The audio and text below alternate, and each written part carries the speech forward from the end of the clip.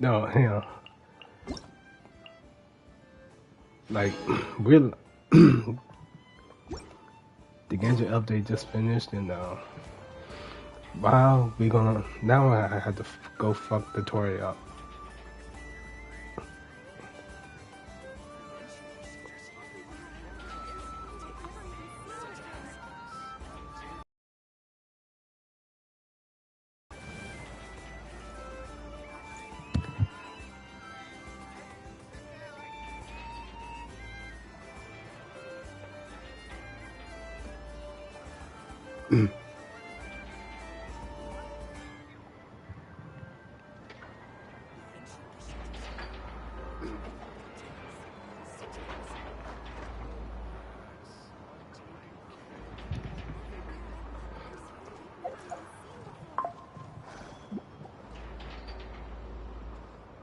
I almost forgot that we could be doing okay, wishing roulette. Many insects have a compulsion to follow the light, Almost forgot. and humans are the same. Except we call that light hope.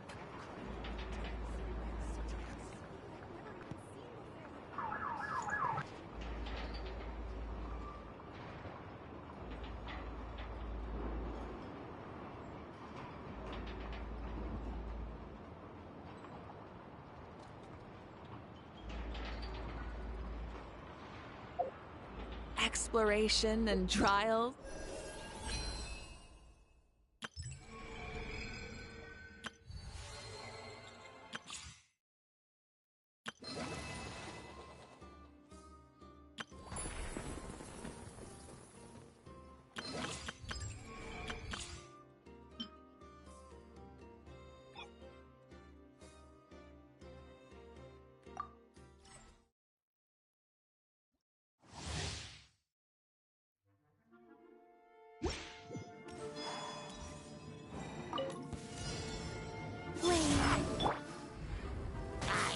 Let's spark things up a little.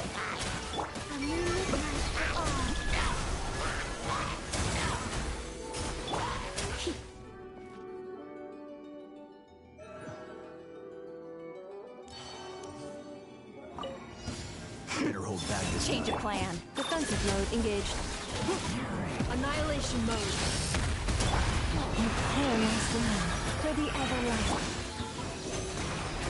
Squirrel, mark 2. Three moons converge. Cleanup sequence initiate.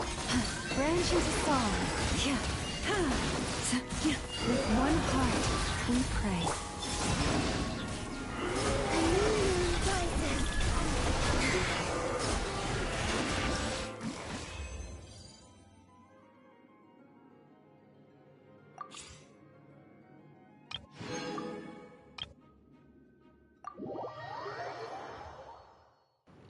Alright, I'm gonna knock out Ephra's trial real quick.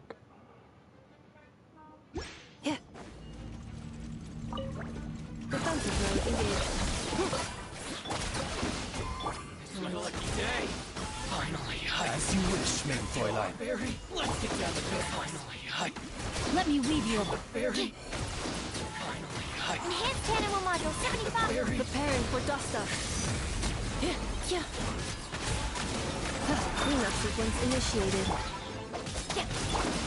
Shadow Raven, Black Knight Call. Stand clear.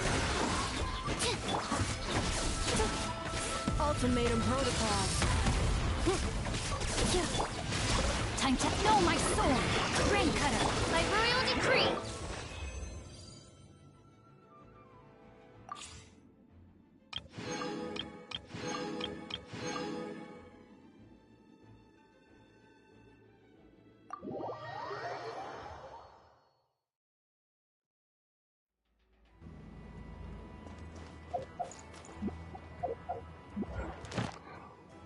What else?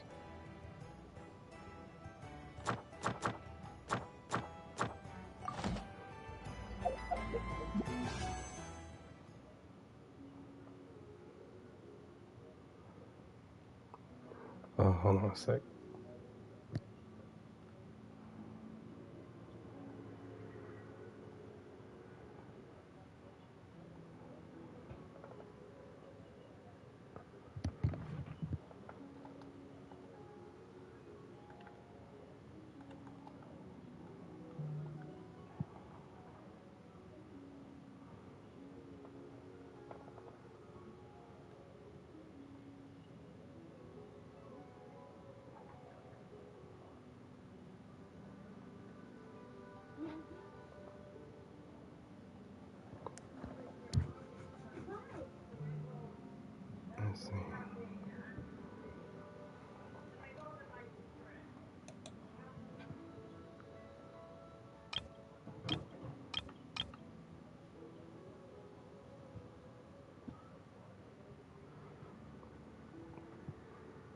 A part of me do want to go for enough, but that's gonna have to wait.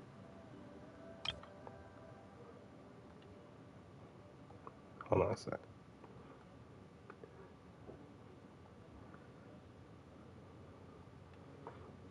You want to go first, or you want me? Hold on.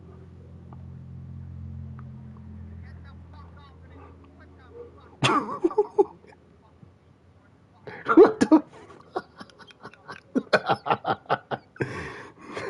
Dude.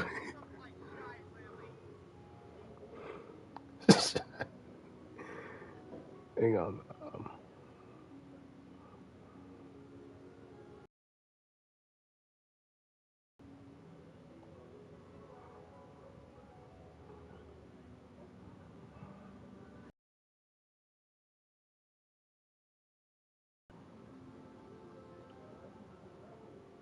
All right.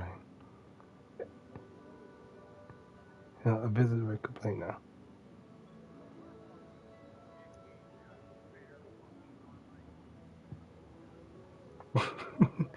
All right. Yeah. Yeah. Go. Yeah. I forgot.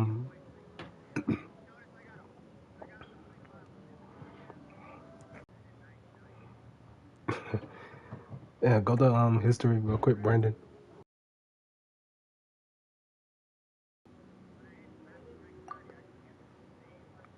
Oh fuck! You can't see it. Okay. Okay. I'm at 0 pity. That's bull. Um. Yeah, we could do 10.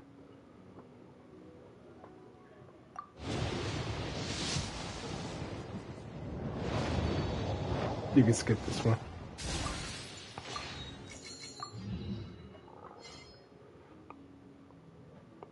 Okay.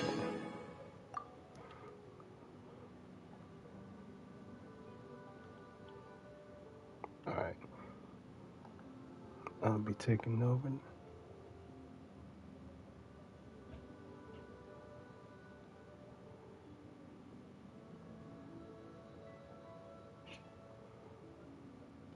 Oh, you get past it.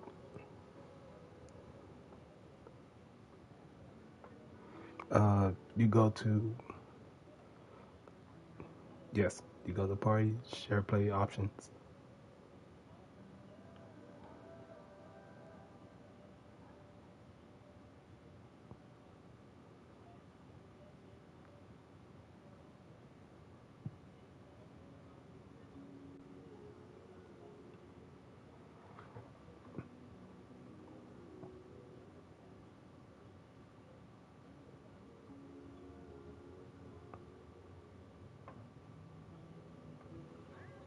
You say no.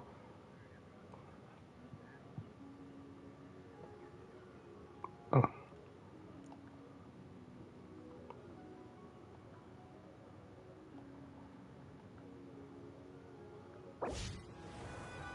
Oh. Okay. Shit. Did I skip your?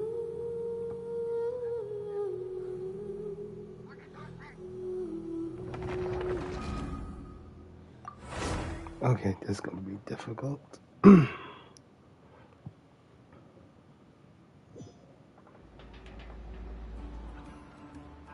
Hang on.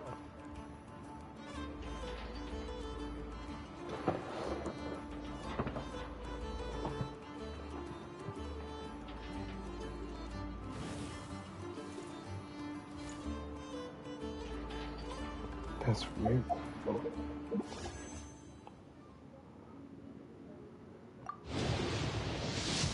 Alright, what do I get? Oh, that was early. I swear that.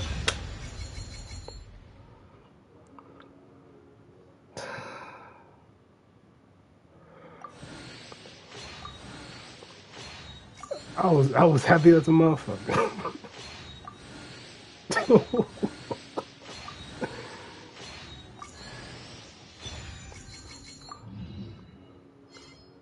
But this was like to be a sneako.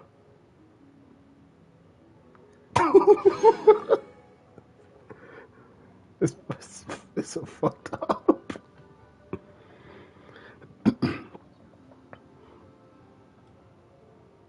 Hang on, let me just pass it to you.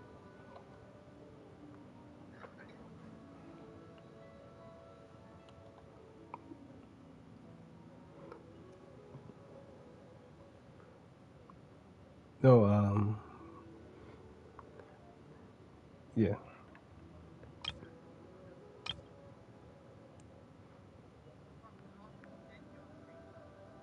No, me, Brandon's just doing.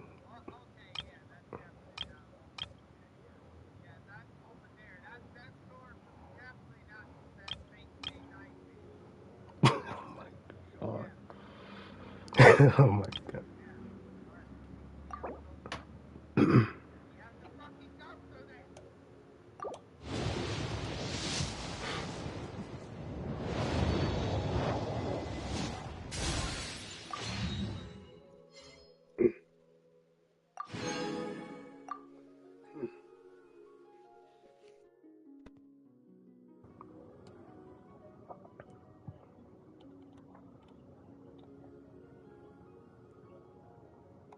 Hang on.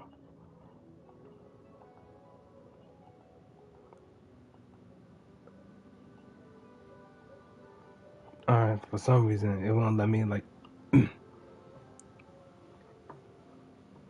allow me to take over.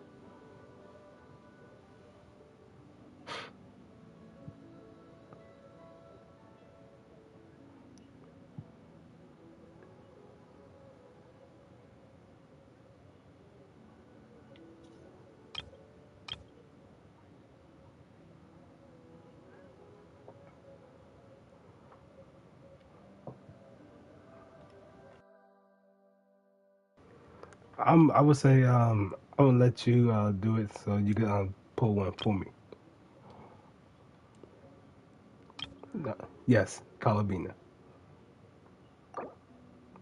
Yeah.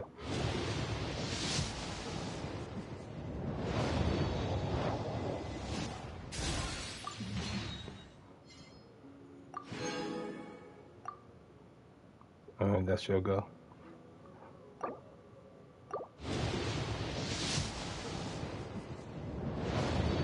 If it has anything with 4 stars, you can just skip it.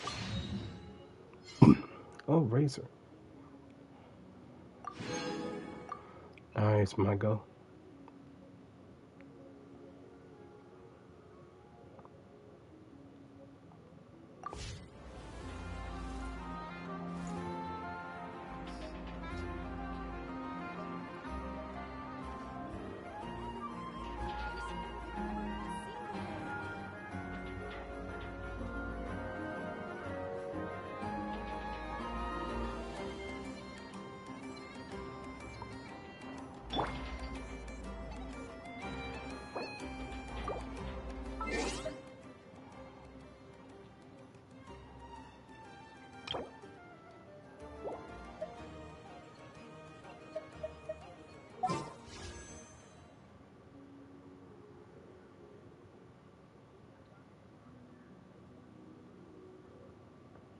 No, like I can see it. It's just like I just can't like do it. Thing. Oh yeah, that was your go.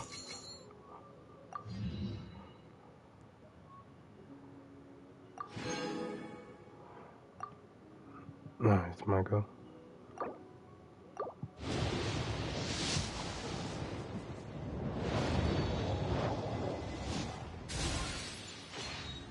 Share play connection is lost.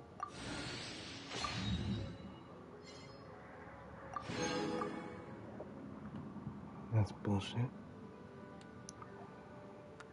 Alright, then. No, this is your go.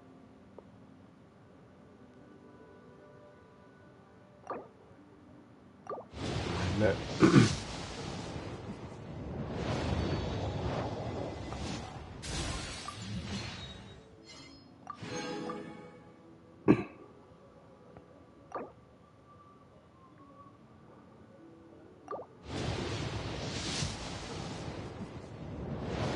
There she is. I swear to God, I would just abandon this fucking game.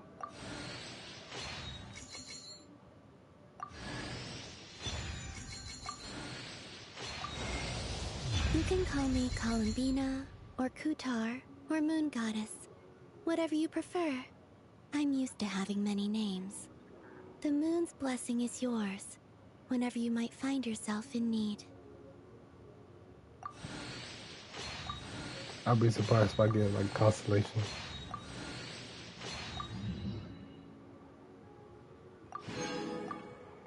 Alright, for her weapon.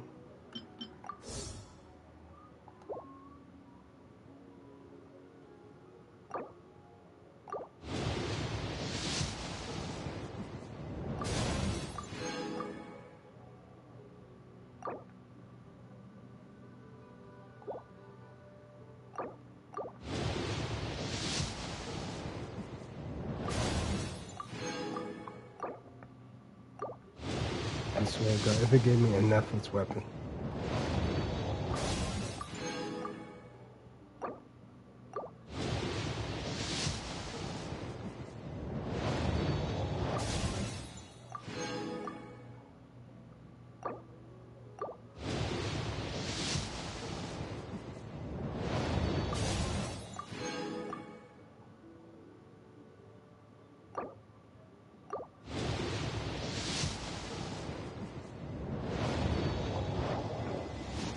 Please give me the...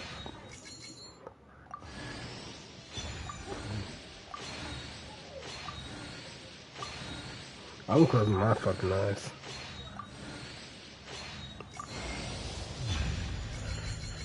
Oh, do I got it? What the f...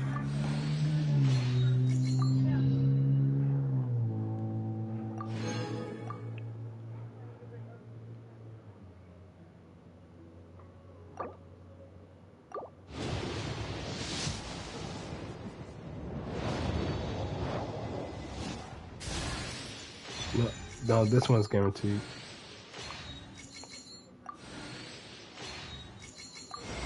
Because back then these used to have like two.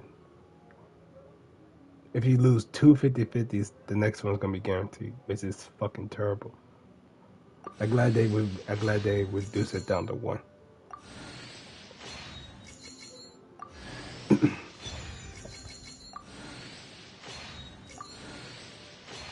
Yeah, I don't know why. That does look like a show. But that's a polar.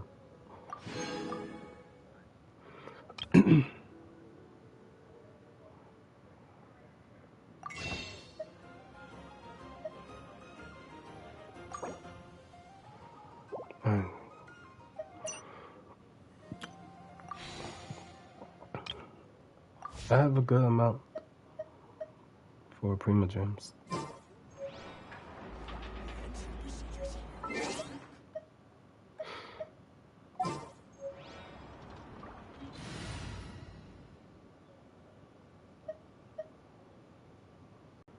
I have a few good people for that.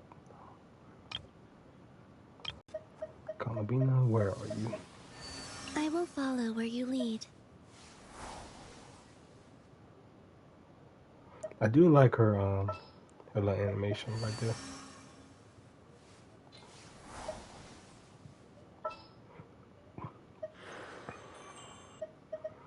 Oh, she'd be Follow good me with llama. and bask in the soft Nikita, light of the moon. Anything I can help you with? Shit, I did not mean to deploy.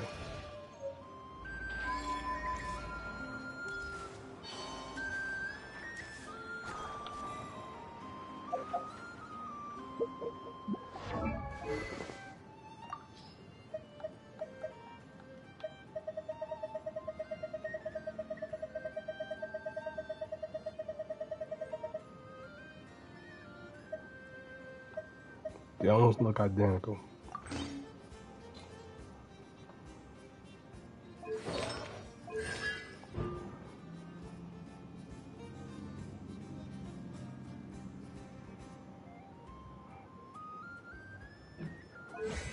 You think I should go for her constellation?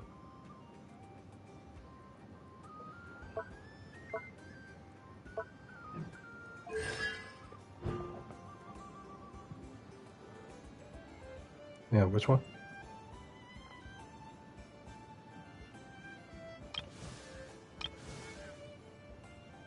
Oh, yeah. Since I'm share screen, you can use your little mouse to point.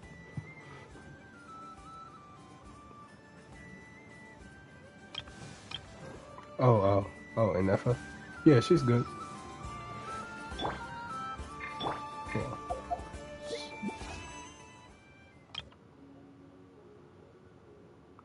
Yeah, she's good. I would say she's good. Yeah, they're both good together.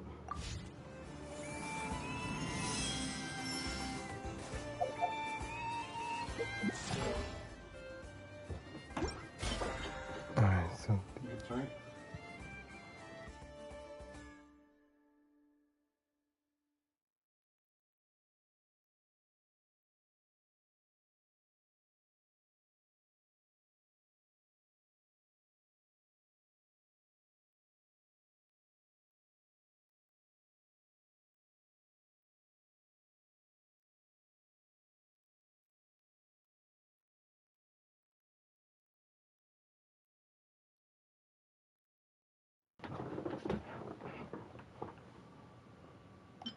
not my fault. Just had to do something.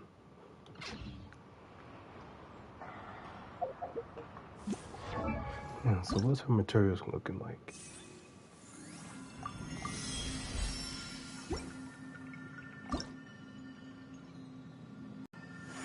Oh, see, it's type of boss materials.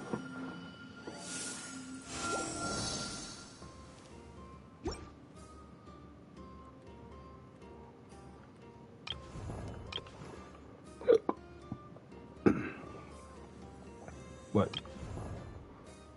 It's that fucking. It's that fucking location.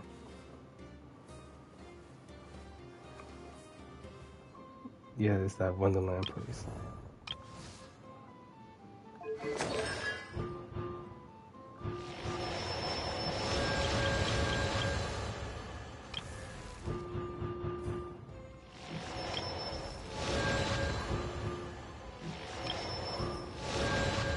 Wait, do I have one constellation just for him? Could sworn I have more.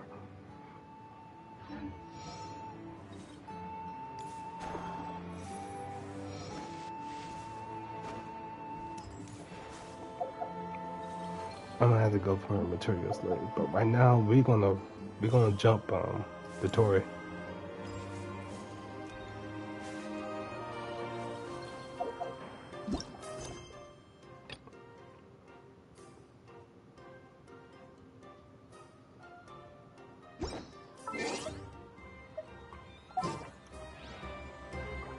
Switching back.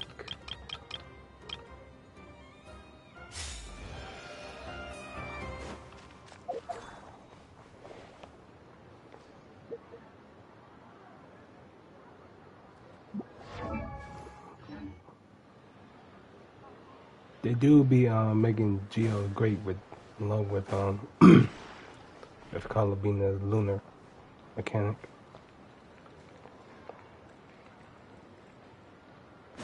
I mean with Calabina, everybody could do lunar charge or lunar bloom or lunar crystals for Geo.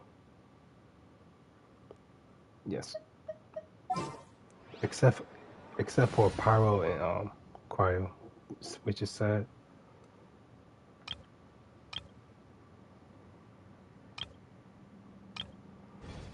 Damn, but I really do want to test it, but not right now.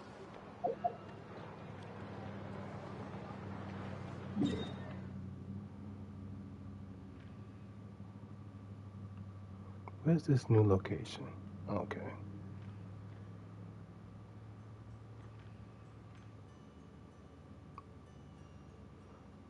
I swear, if they could like make it a little wider, that would be better.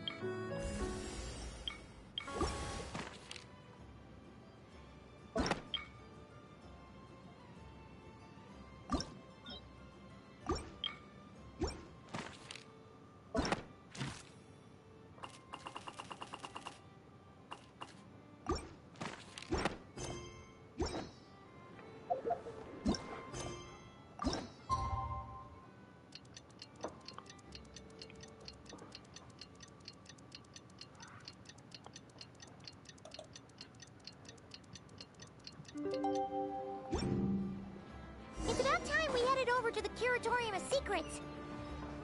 We have something super important to discuss. You remember, right?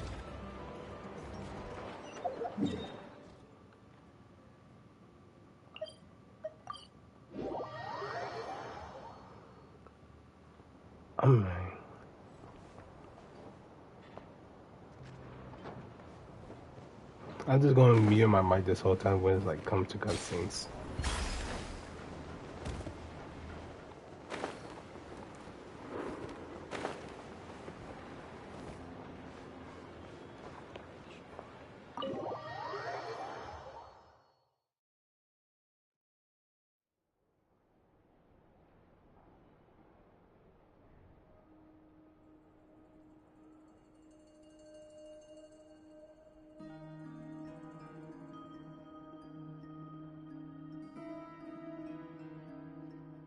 Looks like the gang's all here! Yep, all ready. How about you two? Green and good to go? Paimon's ready!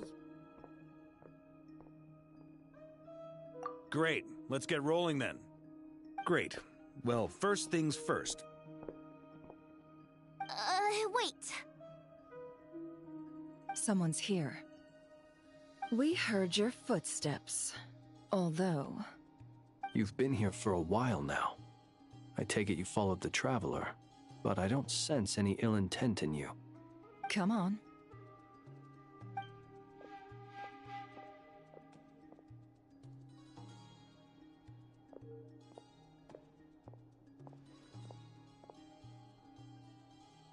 I figured it wouldn't take you long to notice me. I come bearing news from my lady, the Knave. Dottore went through the motions of returning to Snezhnaya, but it was obviously a facade. However, he has not returned to the Kuvaki Experimental Design Bureau, nor has he made an appearance in Nasha Town. Well, in that case, he'll be in his lab way up north. I always wondered why he applied for his own private pad. He was planning this all along. Tell them that Sandrone and I will go on ahead. If they still intend to pursue this matter, they should meet us at the research center in the northern tip of Nodcry. Nice of Columbina's two best friends to think of us. We appreciate the heads up. Our sincere thanks to the Fatui for your aid. Lady Damselette may have left our organization, but at least some of her colleagues remain genuinely concerned for her well-being. Not to mention that the Doctor's increasingly cryptic conduct gives us great cause for alarm. We have crossed swords many times before, but it's not personal. We're just on different sides. We don't lack humanity.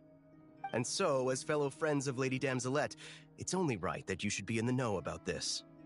Arlecchino's situational awareness has saved us a lot of trouble. I'll leave the map here with you. If you do decide to head to the research center, please proceed with caution. And remember, at least while you're in Nodcry, Lady Arlecchino's subordinates are your comrades if you want them to be. This is very accommodating of you. We can't thank you enough. Just doing my duty. I shall take my leave now. If you need us, you'll find us at the Experimental Design Bureau.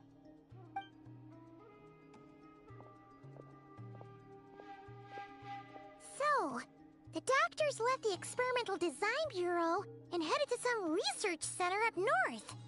Marionette seems to think he's been planning this for a long time. But when did it start? Before he even arrived in Nodcry? It seems his loyalty to the Tsaritsa is lip service at most. Behind the scenes, he may even be working against her. Whatever his motives, we know that he's decisive and incredibly ruthless. Facing him unprepared would be a recipe for disaster. At this stage, it's difficult to predict his next steps. I suggest we split into two groups. We need some people to stay behind and guard Nasha Town. Well, as much as I'd love to help, infiltrating research labs isn't really my area of expertise. But at least take Cool Your Jet's Ducky with you. It should be some help during the battle. And as for Miss Inefa, I suppose you will stay to protect Miss Aino? Detecting operational logic. Protect Dino. Priority. High. Just in case, Servarka, I think it would be best if you stayed behind as well. You can leave the research center to us. I mean, I would have said the Knight of Berea should probably be out on the front line, but okay, fine. Leave Nasha Town to me. Be careful out there, okay? If things get out of hand, fall back right away. Yehoda will be on hand to assist you. In my absence, she can handle any intel gathering work. You got it, boss. You guys make sure to get back here in one piece, all right? We will. Things are moving fast. We'd better head off soon if we hope to keep pace. So, it's infiltrate a secret research facility, or... Yeah, alright. Paimon will help out here instead. Sounds like it's gonna be a pretty intense fight. We all have to bring our A-game here.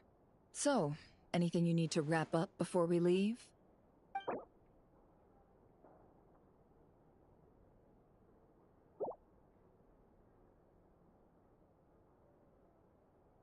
Then you'd better get going. Very well.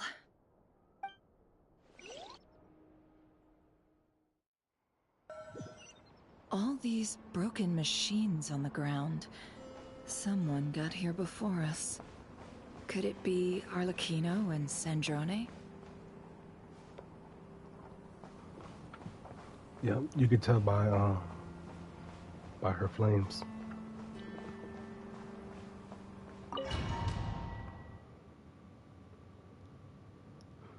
The fuck is that supposed to mean, Jay?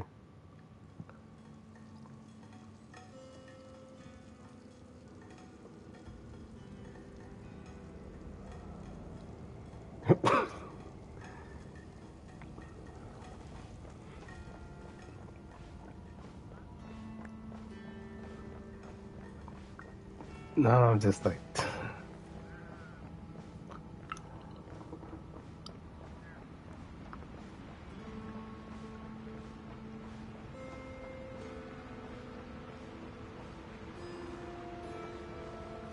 Damn, the big guy just got youngtured.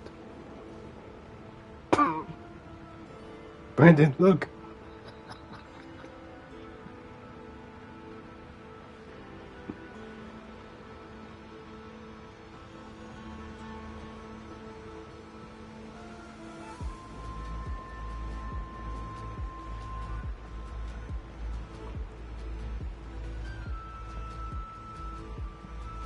It's a sad day to see.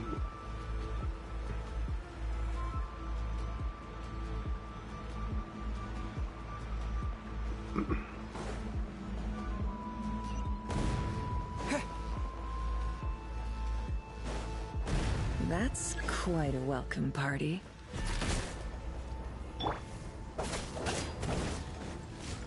Leave this place. Can't hide the truth. No more lies.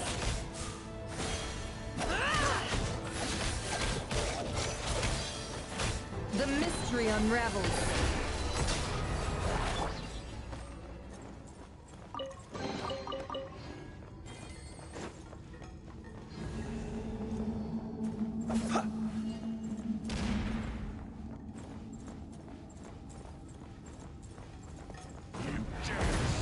Be silent.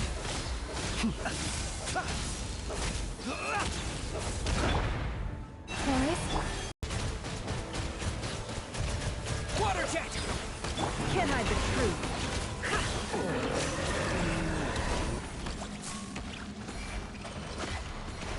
Get back! I said get back! Do you hear me? Why isn't it working? No! Don't come any closer! Don't!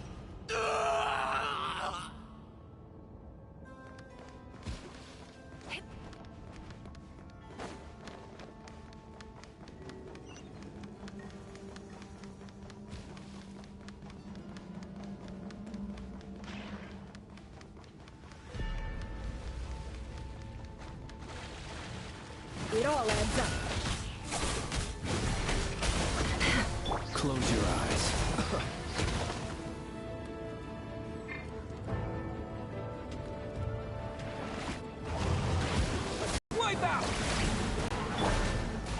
the everlasting home. You poor soul. May your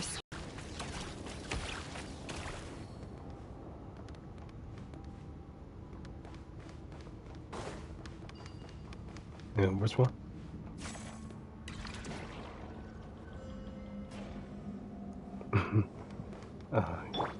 Yeah.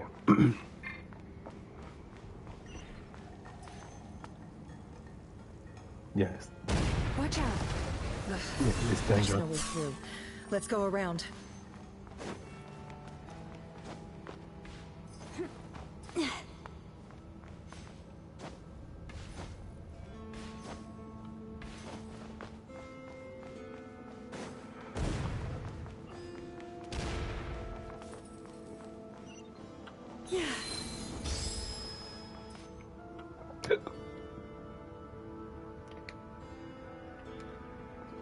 What the?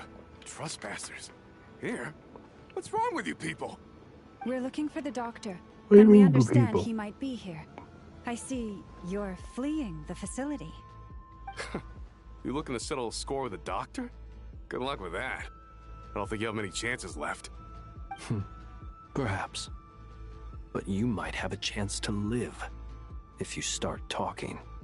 2 other Harbingers had the same idea as you. They're already inside. But what good is it gonna do? The doctor wouldn't do something like this unprepared. Seems to me that you're not too thrilled about being his subordinate. Also, is it just me, or do I sense monsters nearby?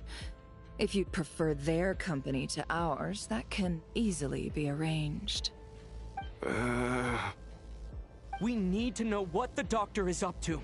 Please, if you know anything at all, tell me. This is about more than us versus the doctor. His actions could have consequences for all of Nodcry, and perhaps even your homeland, Snezhnaya.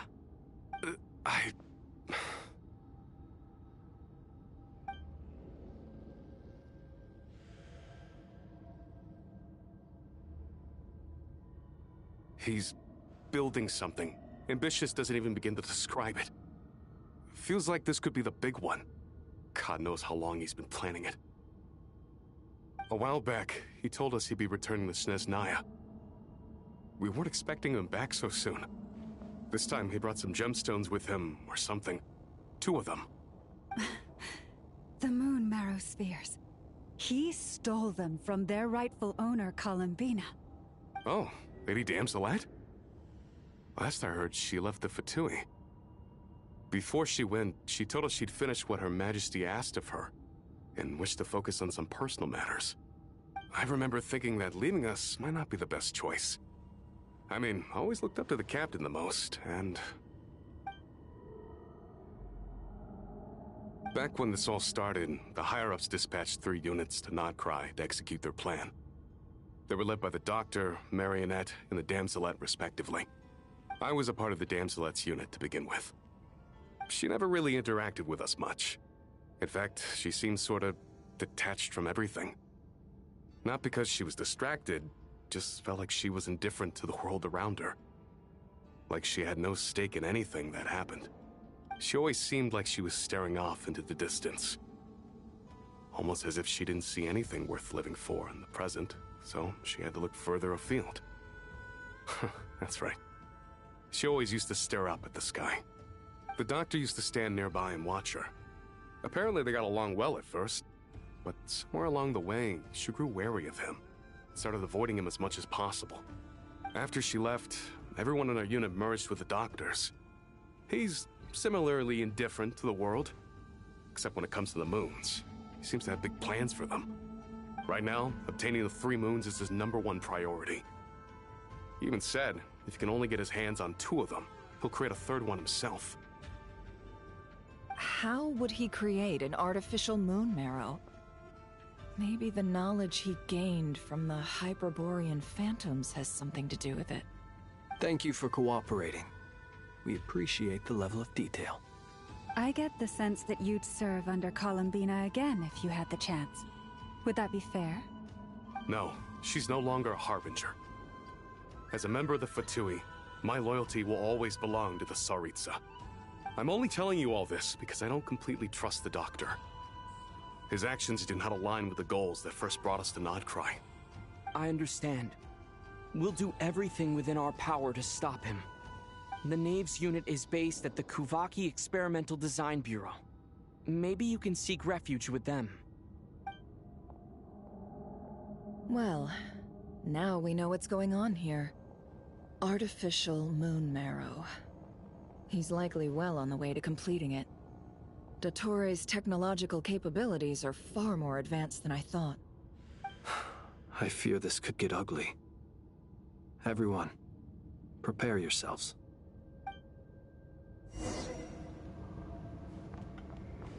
I'm just so proud of Ether. Finally. No, like, he just went from like being a mute to starting to get himself involved more. Not to mention to speak more. Be silent. The night cometh. That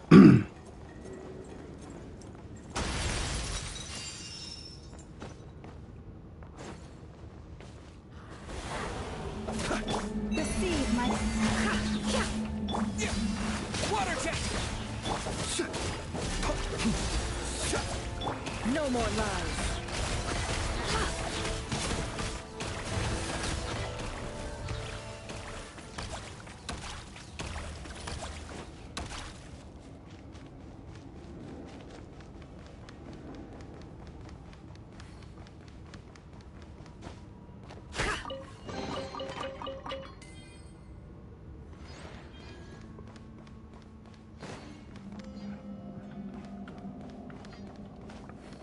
okay, it's up there.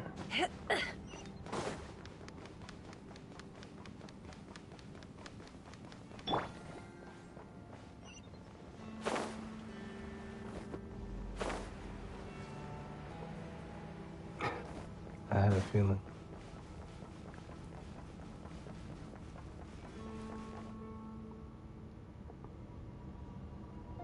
Welcome, one and all.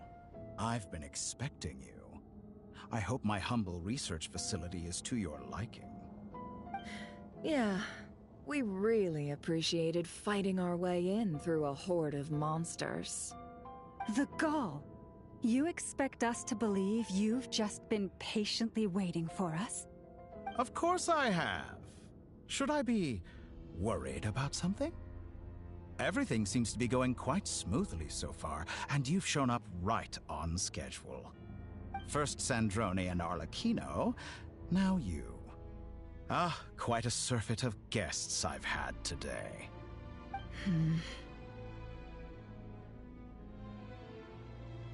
If you were looking for them, I should probably mention that Arlecchino disappeared as soon as she entered the facility. As for Sandrone, why, she stood right here only moments ago demanding answers from me at the top of her voice. Hardly out of character. She never was one for basic courtesy. But I have to admit, I was a little surprised to see her showing concern for someone besides herself. Does everyone you associate with undergo such a change in temperament? Speaking as a researcher, I have to say, it is not a change for the better. It threatens one's ability to remain objective. Well, since you ask... So you've got your hands on the moon marrow, and now you're claiming godhood. Don't you think that's a bit of a stretch, Dottore? I must protest what you are insinuating with that phrase, claiming godhood. I am not claiming anything. I am stating I'll be right back. You're a researcher. I'm sure you appreciate the distinction between the two.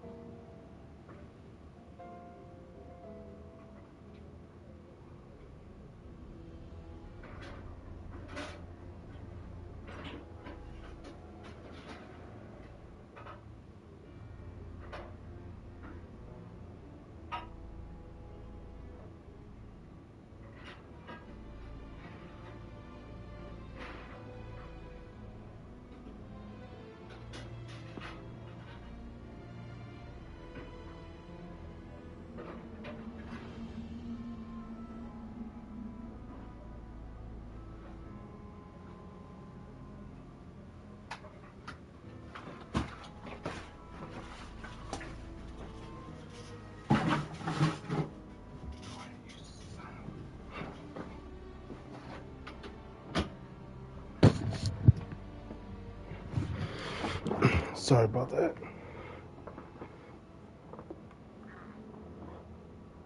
Huh? Wait, you really think you're all that? You'll excuse me if I'm not being a polite little lady for you. We're colleagues. We both know what kind of person you are.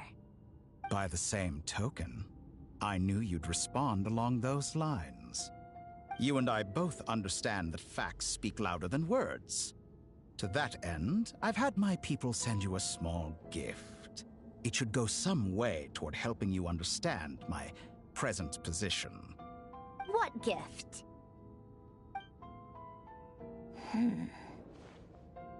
Where have all your troops gone? Who knows? Perhaps they are already marching toward a new world, following in the footsteps of an unknown god. As vulgar and arrogant as you may be, dear Sandrone, I have no intention of taking out my displeasure on your subordinates.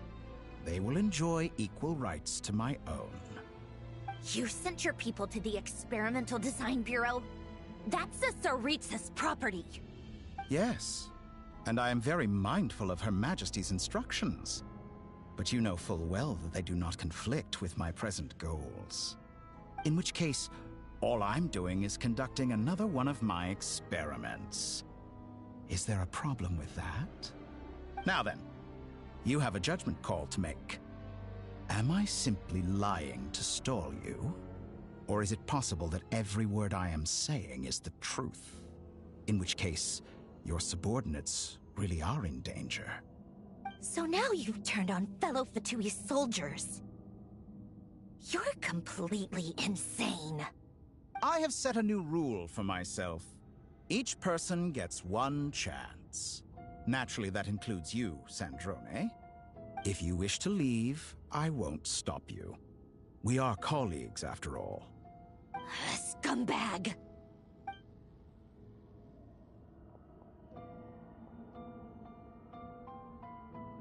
Still, I hadn't counted on Sandrone sparing any thought for the people of this world. Shame. I always found her self-centeredness to be one of her few better qualities. How can she ever hope to achieve greatness when she's so obsessed with protecting her little design bureau? It's more than a little disingenuous to speak of achieving greatness while taking hostages. Or does honor no longer mean anything to you? Honor? I have the marrow of 2 moons in my possession and will soon complete the construction of a 3rd. I will be the god of a new world. And you speak to me of honor? How charmingly naive.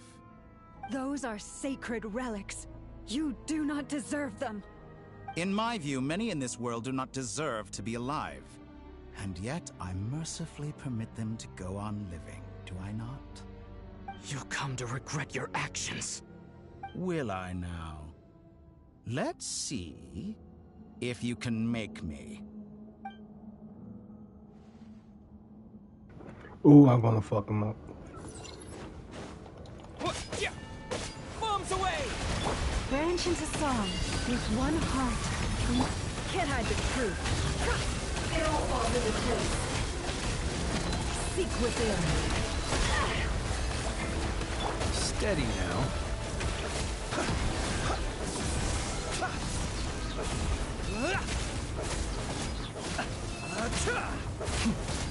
Beware the creatures of the night. You won't feel a thing.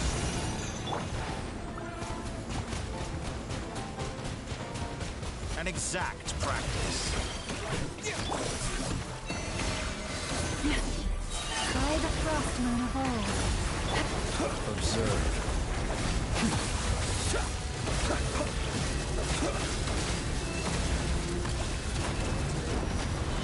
Arlecchino. Thanks for the assistance. Oh, that's tight. Arlecchino. They see you as an ally. What a farce. You're clearly here to destroy my research, not me. I'd say your research is more valuable than your life. Am I wrong? Like a reflection. Go! Get lost. Be silent.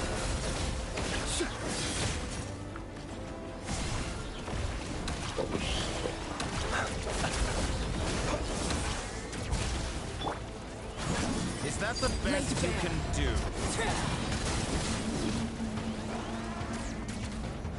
Okay, so I'm gonna need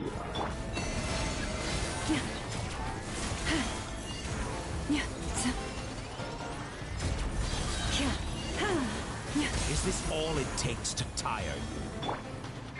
The deception ends here. I just tank on her. The long sleep beckons.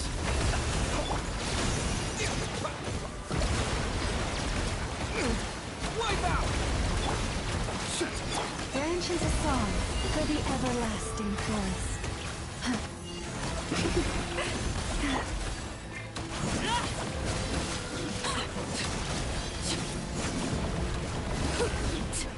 Transfixed! Observe. Datora is too powerful with the artificial moon marrow in his arsenal. Fighting him is futile. Quickly! How's this?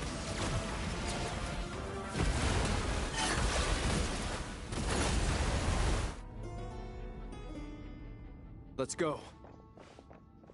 I've always thought it is wiser to flee than surrender.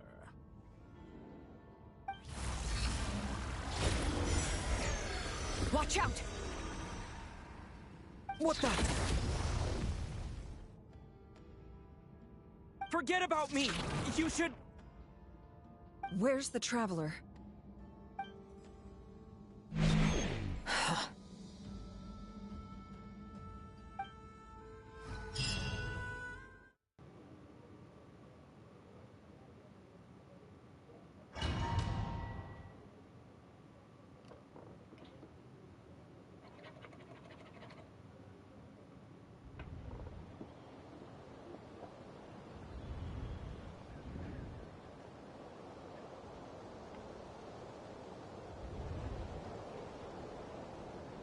Oh, we're back in Nankor. What just happened?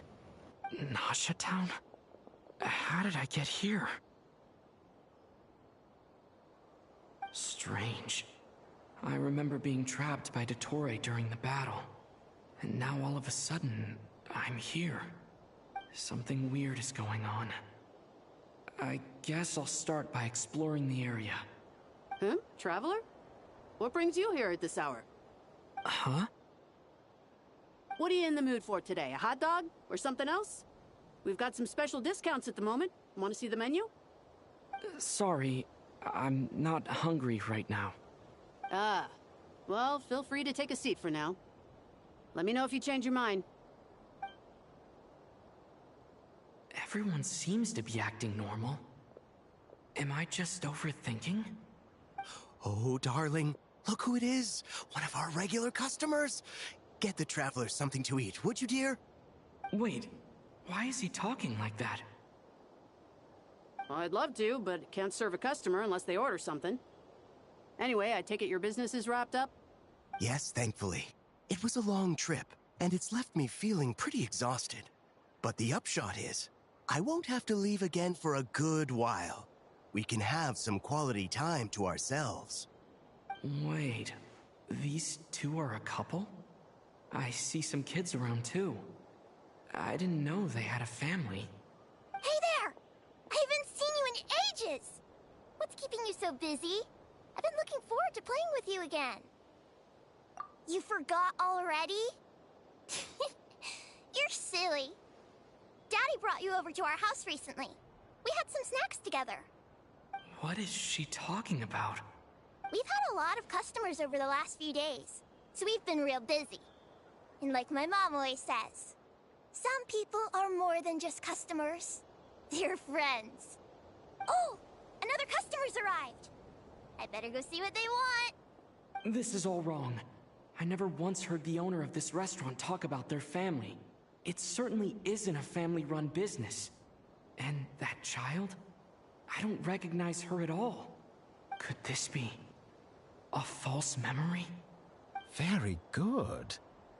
I knew you had it in you. Aren't you going to try the house special? When did he show up? No. None of this is real.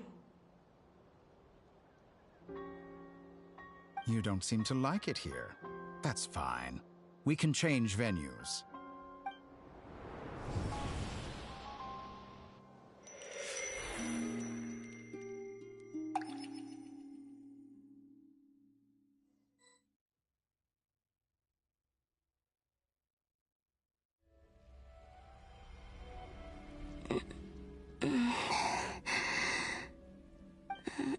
I'm still alive.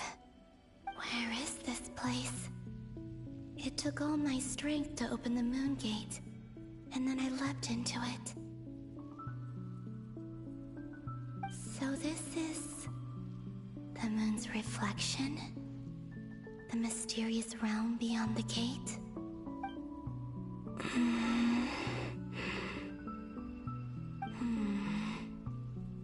I can't sense anything. I guess I could try opening the gate once more.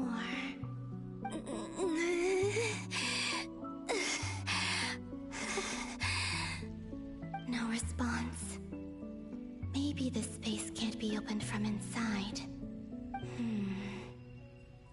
If this was the space that killed both Revier and his lover, then why am I unscathed? Or... no, I'm not unscathed. Even the air here feels frozen in place. There is nothing here with which I can restore my power. I should conserve my strength and proceed with caution.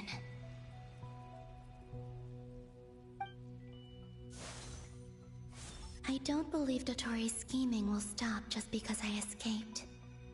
If there is any chance that I can get back to the others, any chance at all, I must return.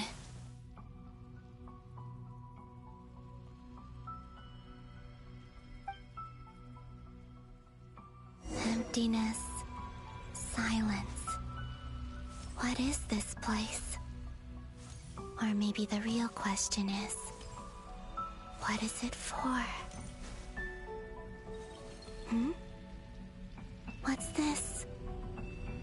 Looks like it responds to my power. Golden. Like Kuvaki. Is it some sort of guide? And why does it feel so familiar? I might as well follow it.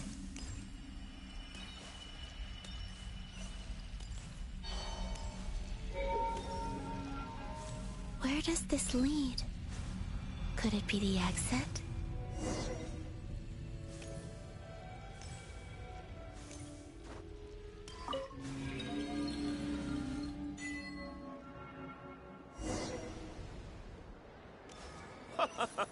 Welcome home, Moon Goddess.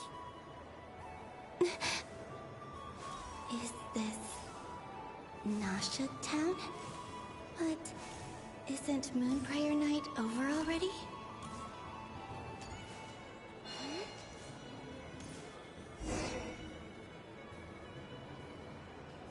Goodbye for now, Columbina.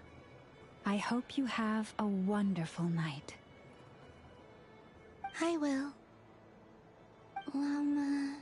Everyone else. And me? Are these my memories?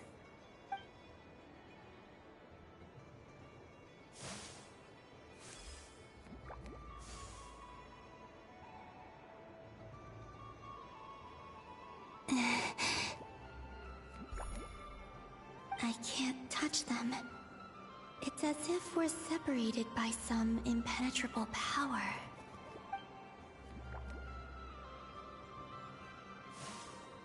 Over here! Over here!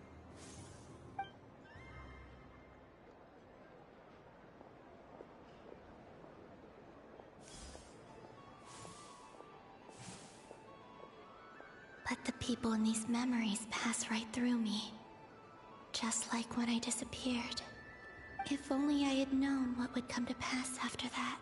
And so, I should still take a look around. Just being back here. It gives me the strength to keep going.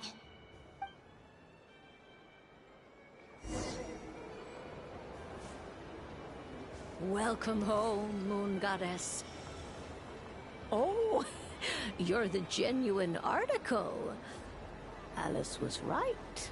This Moon Prayer Night was worth watching after all. Oh? Yes. That was the fortune-telling stall run by Barbaloth from the Hexen Circle.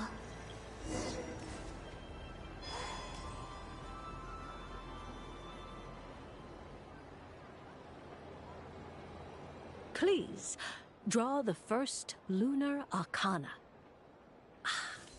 This represents destiny and is the foundation for the divination as a whole.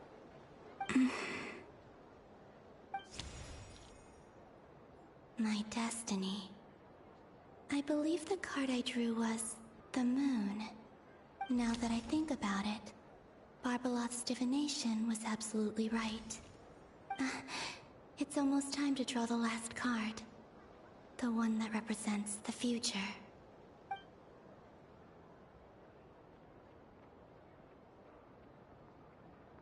That was the card that popped out on its own. From here, I think.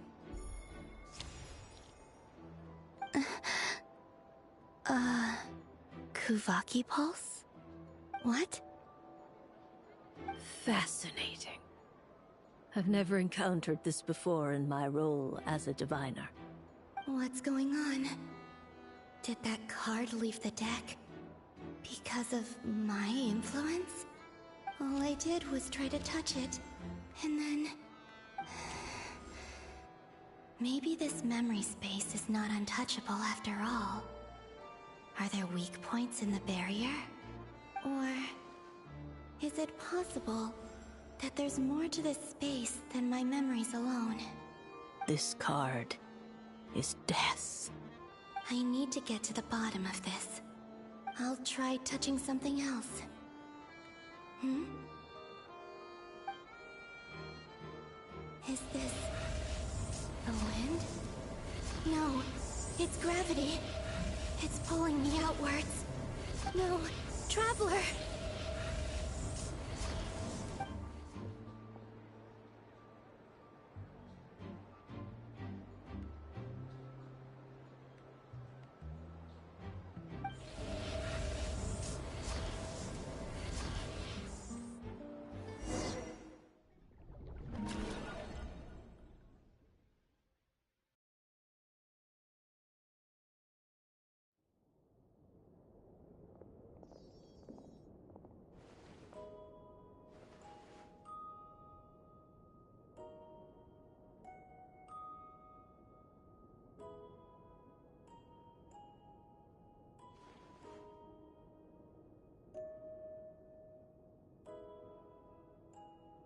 Haimon, listen to me. From the bottom of our hearts, we are so sorry. We completely understand how you must feel. The Traveler is trapped, and we all feel responsible for it. Don't say that! Paimon's not a little kid! You didn't leave him behind on purpose! There was nothing you could do! But... He's all alone in there! What if something happens to him? What are we gonna do then? We've barely spent any time apart since we met. Is he gonna... die? We must find a way to rescue him. We were all involved in the operation where he was captured, and we do not abandon our comrades. That being said, it won't be easy. Through conversation with the others on our return, we've arrived at a basic idea of what we're up against. Dottore's lab has clearly been in operation for a lot longer than we realized. We found many monster samples stored there. In all likelihood, they were materials he used to research his latest technology. We also know that through his contact with the phantoms of Hyperborea, he gained knowledge about the moons and certain Hyperborean technologies.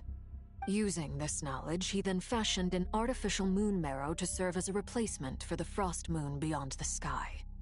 Unlike Columbina, Dottore is not being rejected by Teyvat. And even with 2 of the 3 moon marrows, his power far exceeds all of ours combined. Once his 3rd moon marrow is complete, Dottore will have completely seized the authority of the 3 moons. Teyvat's most primordial powers will then be in his grasp. Does that mean... I'm afraid so.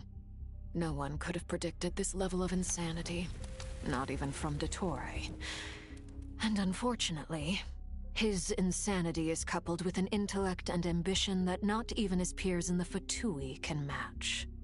This is dire. Sounds like the world is done for. The 3 moons' authority can influence the very fabric of time and space. I dare not imagine what a monster like him would do with that kind of power. The trouble's already begun, I'm afraid. On our way back, we discovered that part of Nodcry is being enveloped by an unknown energy. We cannot ascertain what is happening inside. I'm convinced this is Dottore's doing. Not that there's any way to prove it. The issue is, we have no idea what his intentions are. The only thing more frustrating than facing down evil is knowing that it will surely come, but not knowing when. The Doctor is guilty of numerous crimes at Mondstadt as well. One of our knights, well, former knights, his father was murdered by Dottore.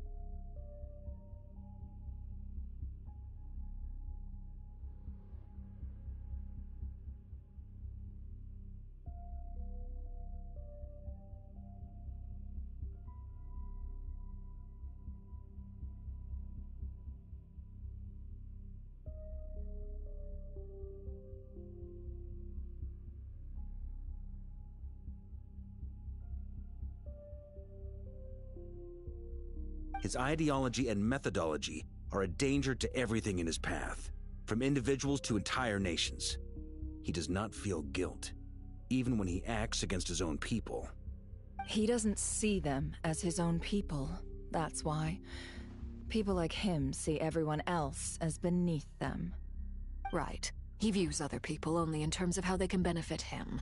That's the basis of all his social connections. Granted, he's hardly the only harbinger to pursue their own interests. We all do. And Her Majesty is gracious enough to permit it. Still, her mercy has its limits. Dottoro's actions have gone beyond even what the Fatui could have imagined. Usurping divine authority to become a god. For a servant of the Tsaritsa, that goes beyond being disloyal. It's treason of the highest order. We can't expect him to heed the Tsaritsa's will once he gains the Three Moons' authority. Even we Harbingers consider him the most self-interested among us. Poor Traveler. Of all the people to get caught by... We have to go save him right now! Please! We gotta find a way!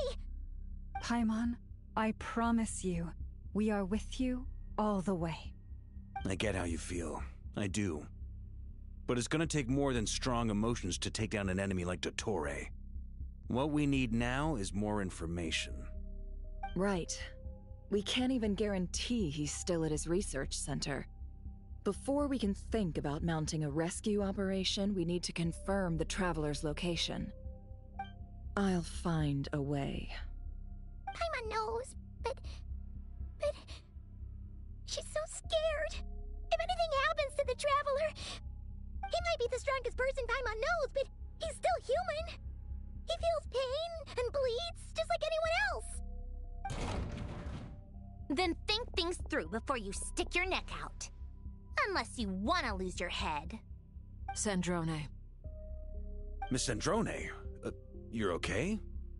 Put the stuff over there, and be gentle with it. Am I okay? As you can see, I've had to move my whole livelihood out of the Experimental Design Bureau. It's been swallowed up by Dottore's energy field. If I'd left it any longer, I probably would have gotten stuck there. Ugh, Dottore always goes a little loco when he finds a shiny new toy.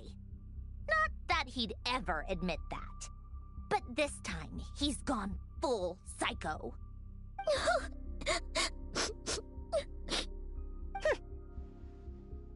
Just go ahead and cry already. Sorry. Paimon's not trying to make it scene. It's just... She can't. Oh, Paimon. Let it all out. There's no shame in it. When you're overwhelmed by fear and despair, crying can help get it out of your system. You'll feel better for it. Okay then, while the baby of the group is having a moment, how about the grown-ups get to work? Give me your hand. You've made a discovery? Polonia, scan.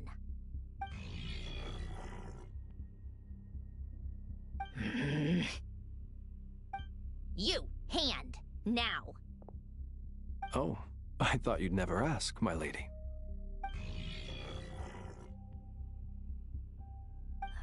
Curses!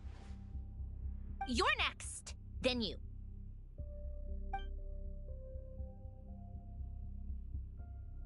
Dottore, you son of a... He's done something to us! Everyone who entered his research center has been implanted with some sort of curse. I don't feel anything unusual at the moment. Does that mean it hasn't activated yet? Is there a way to figure out its purpose and what might trigger it? My best guess is Dottore created it using the Moon Goddess's powers. 1 second, analyzing. Ugh! That friggin' maniac! So, what twisted game is he playing this time? The moment I analyzed the energy composition, some encrypted text appeared in my mind's eye. And when I deciphered it according to the Fatui standard encryption protocol, I got the following message. Feel free to run, or you will perish in Nod Cry. He's mocking us. Yep, he loves to toy with people. Only in this case, there might be more to it. But I didn't detect any murderous intent or malice either in the message or the curse's energy. As if this is him at his least malicious. Or perhaps all people are cowards in his eyes. Maybe he thinks the threat alone will be effective. What a despicable person.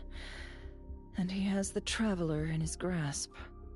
If I may, as unhinged as Dottore may be, he has always exercised great patience with the objects of his interest. I remember a comment he made when we first arrived in Nodcry. He said, "This world is, on the whole, an exceedingly dull place. But at least there are a few intriguing features, such as the gods, or the Traveler. Presumably, they interest him because they're unknown quantities.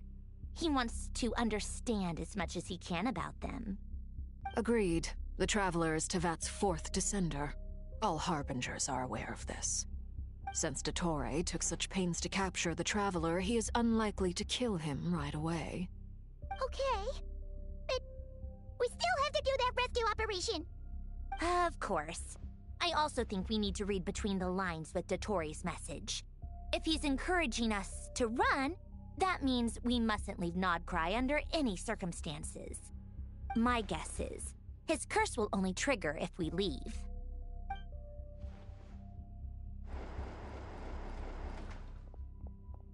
We've discovered multiple energy fields.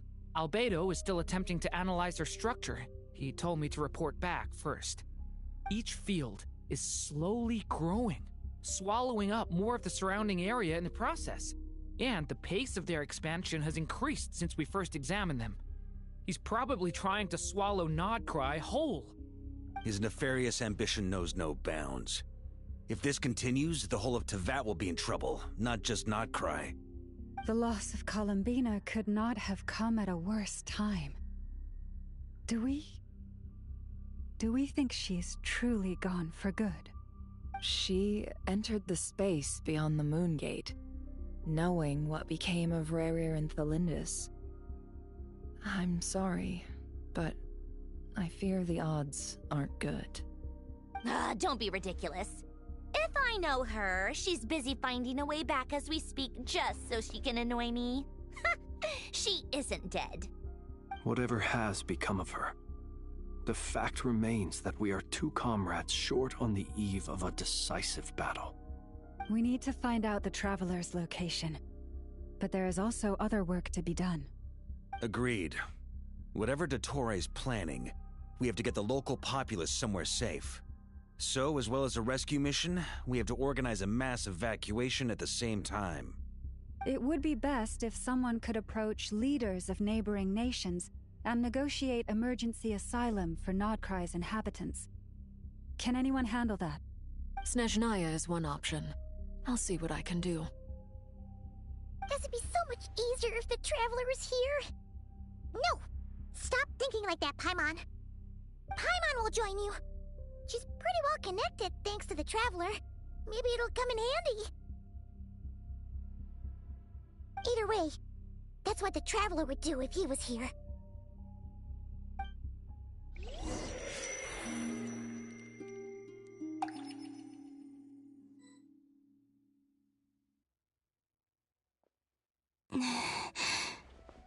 Back here again. That gravitational force that pulled me back. Is this where it came from? When I saw that memory of Moonprayer Night, I think I influenced reality. Was it just a coincidence? Or... if only I could have sent the others some kind of warning on Moonprayer Night. Maybe we could have stopped Dottore. I feel... so heavy. Does entering that space consume a lot of energy? Well, even so, I have to keep moving forward. Back to emptiness and silence again. I should try and find my way back inside that memory.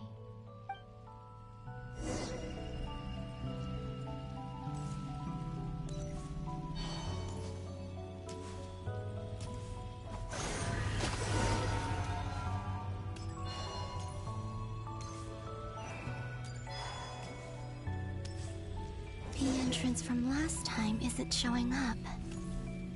What am I missing? Looks like I need to gather these scattered fragments.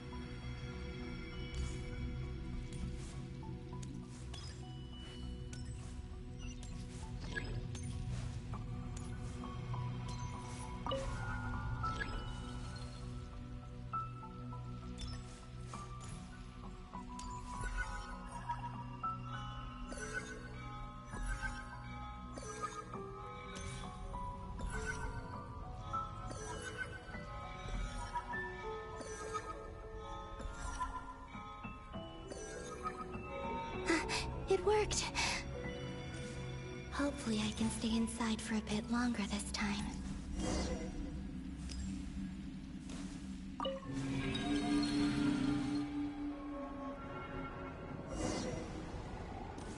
Ad Astra Abyssosque. Welcome to the Adventurers Guild.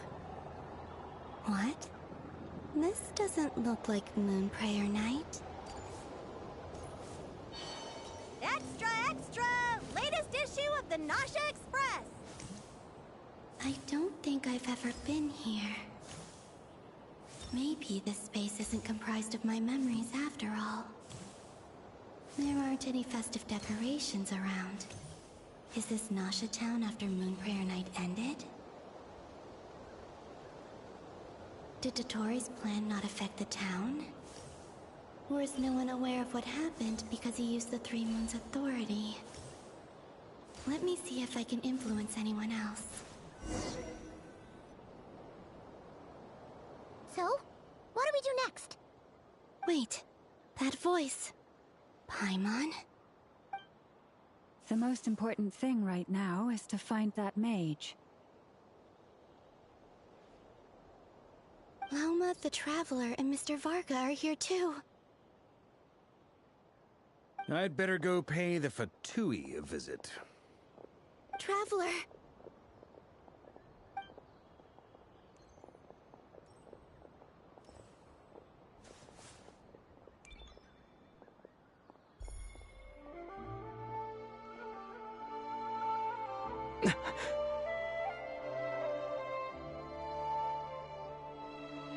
Columbina? I made contact. It's me, Columbina. Huh?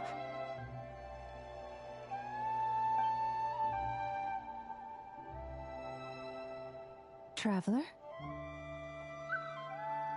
Let's go! This is no time to be spacing out!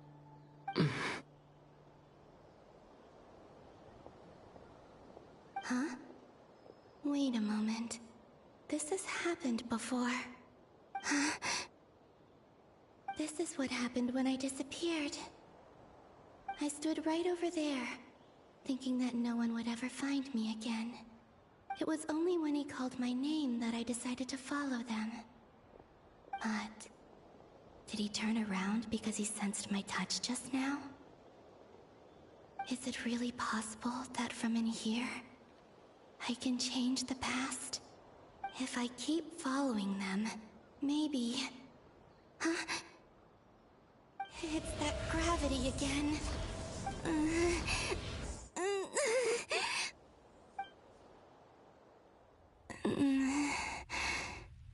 Every time I influence reality within that space, this force intervenes and pulls me back. It's as if it's trying to stop me from leaving.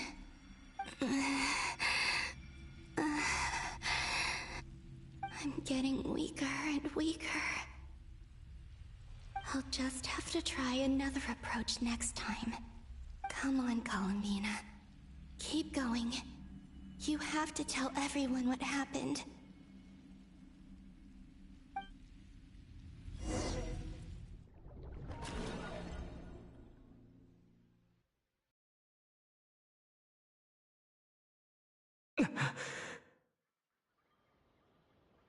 Suddenly, I've been plunged into darkness. Alone. It feels strange. As if something has grabbed hold of me. Is Torre now powerful enough to interfere with space itself? Look at you, standing so still in total silence. I almost didn't recognize you. Hello there, traveler. He seems to be in a good mood. Wait, what's that behind him?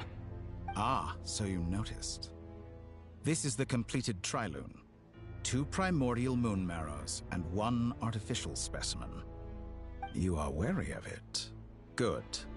Maintain that reverence. You performed well in that recent battle. Brave and reckless as always.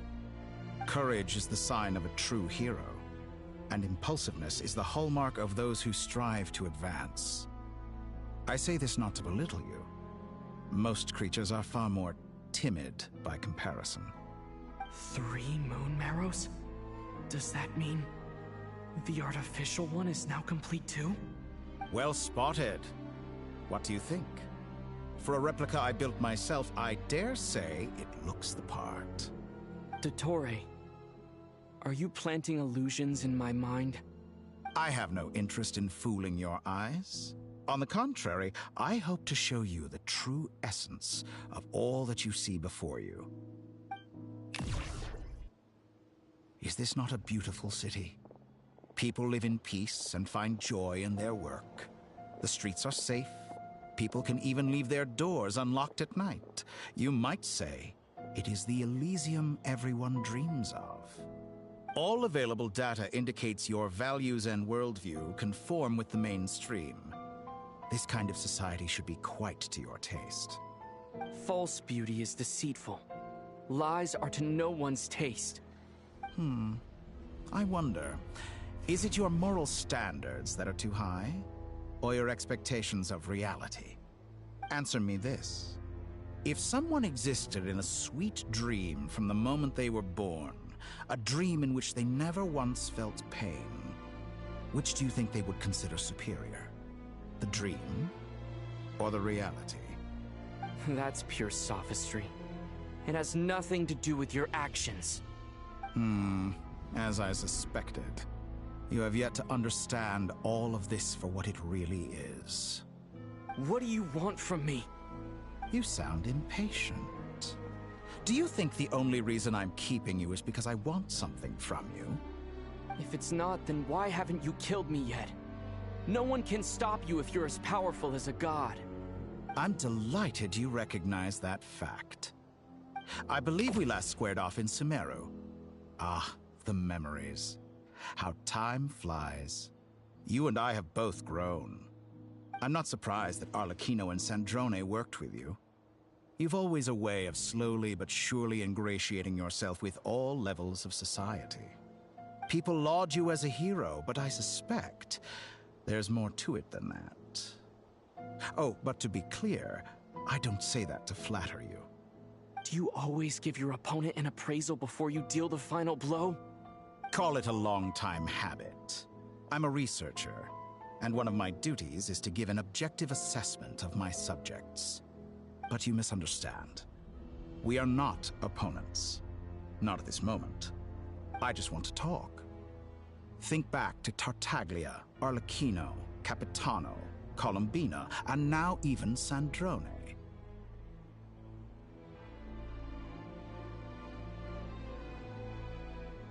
You've worked with each of them in the past. I believe you can work with me as well.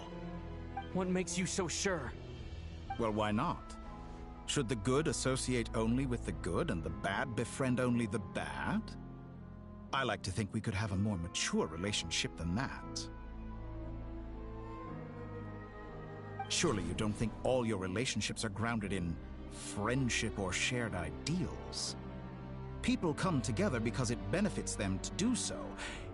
If you think of the people you admire, you must surely admit that they have provided some benefit to you. Morality, ambition, dreams. People have plenty of words to embellish the nature of their relationships. But once you break free from those ethical frameworks, you will see that the only thing connecting the two of you is mutual benefit. And that is what I'd like to talk to you about. We're finally getting into it. He's probably been planning to kidnap me for a long time now. But for what exactly? He has the authority of all three moons. I won't be able to gain the upper hand in a fight. Best if I pretend that I'm willing to negotiate for now. You say you're a god, but you also speak of mutual benefit. What could a god want that the three moons cannot provide? Excellent question. But before I answer, I would ask you the same thing. Gaining Columbina's allegiance was a rare and extraordinary feat.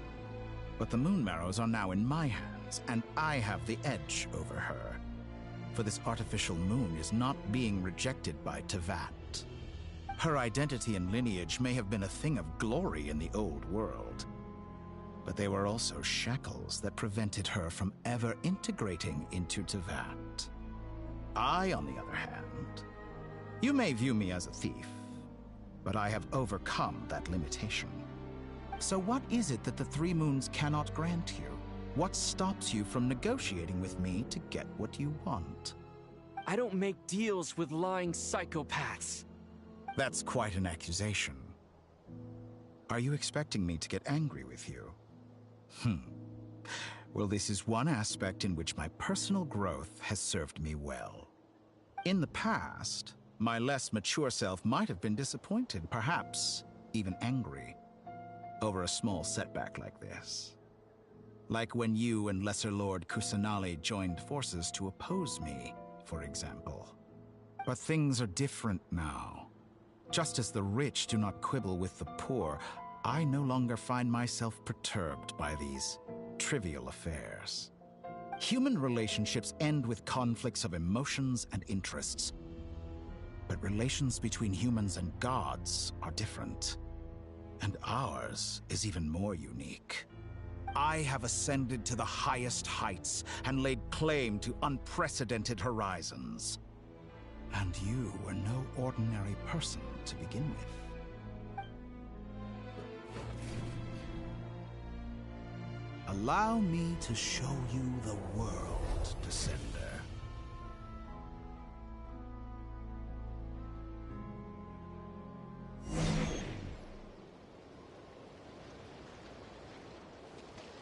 To stand, walk, jump, sit, and lie down.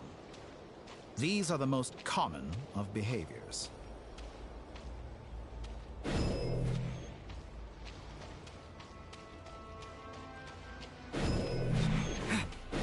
Have you ever wondered why we were born following such laws?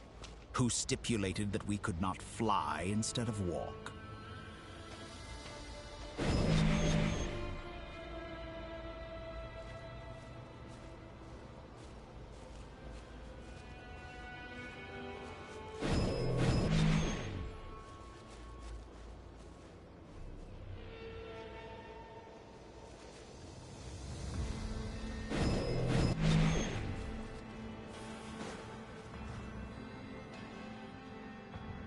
Someone of your talent and experience must surely know of the four great rulers who serve the heavenly principles.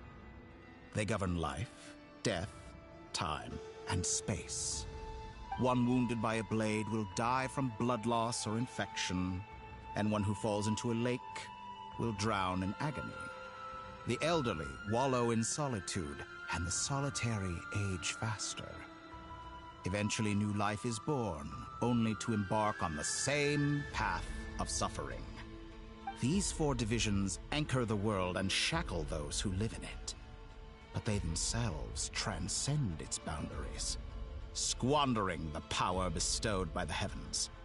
All who live yearn for equality, but unless the gods prostrate themselves and profess that they are mere servants of the living, equality can never exist. Who makes the rules we must live by? Who has the right to restrict us? The limits of the body can be rejected.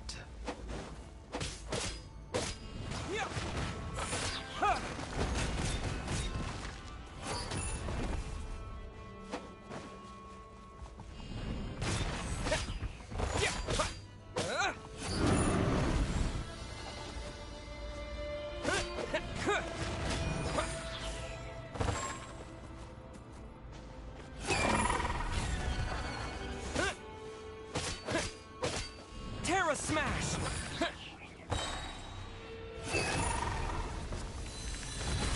Quick! How does it feel to be among those with absolute power? You cannot conceive the extent to which your flesh hinders your mind and spirit.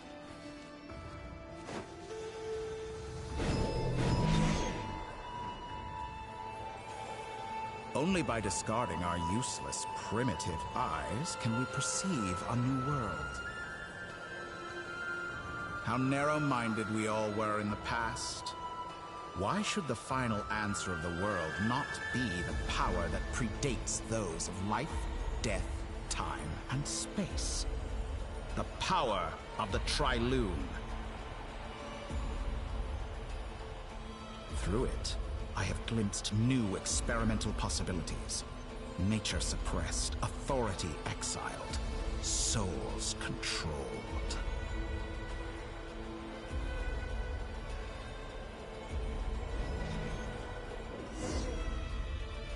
You know, I heard recently that a group of critics reviewed countless stories and drew an interesting conclusion.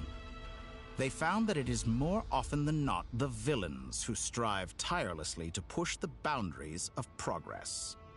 In fact, long before this, someone voiced a similar idea in an academia editorial. I felt a great affinity with this perspective.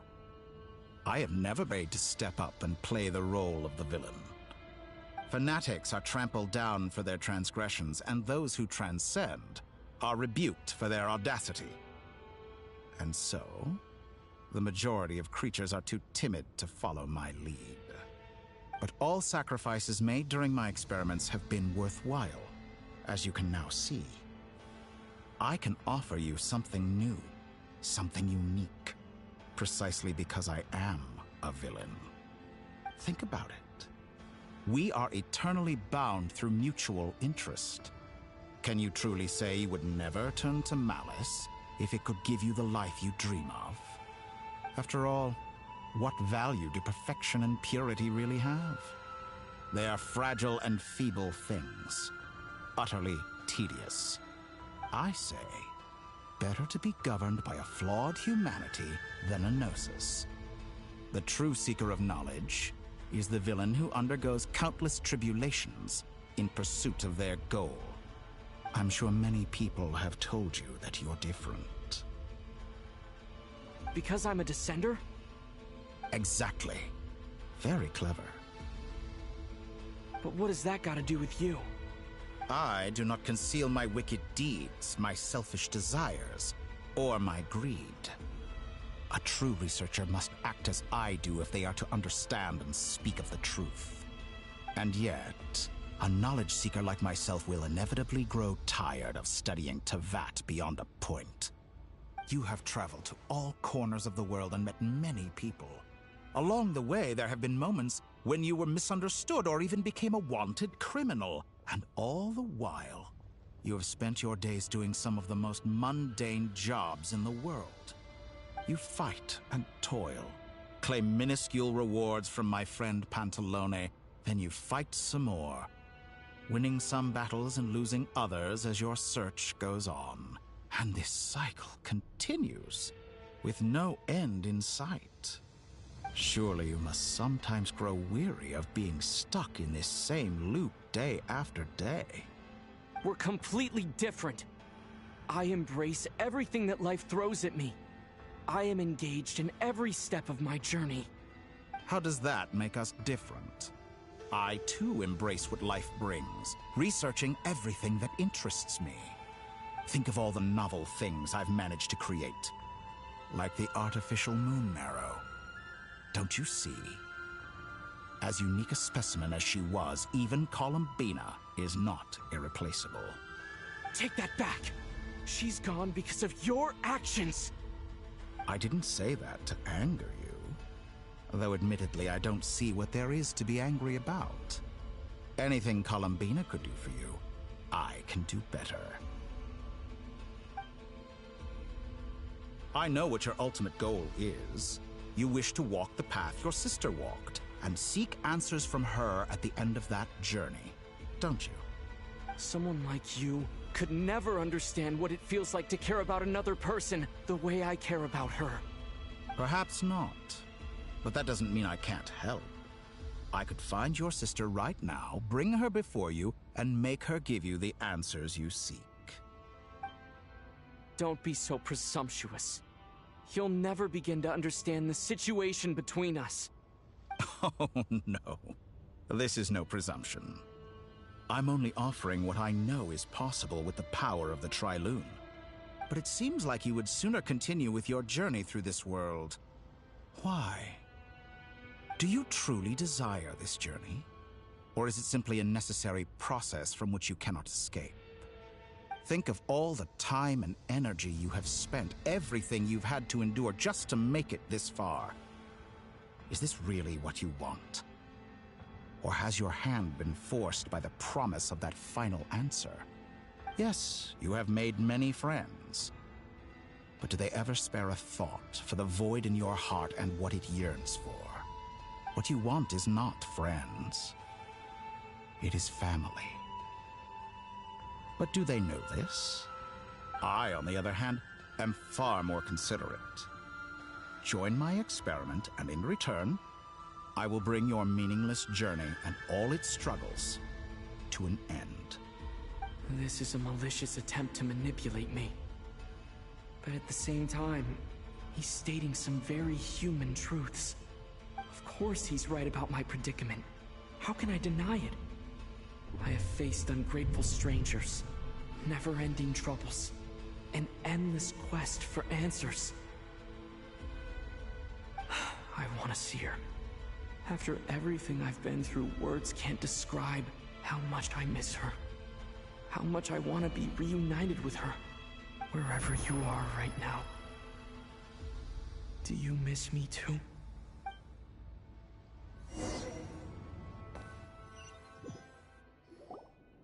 All right, everyone. Our next mission is clear.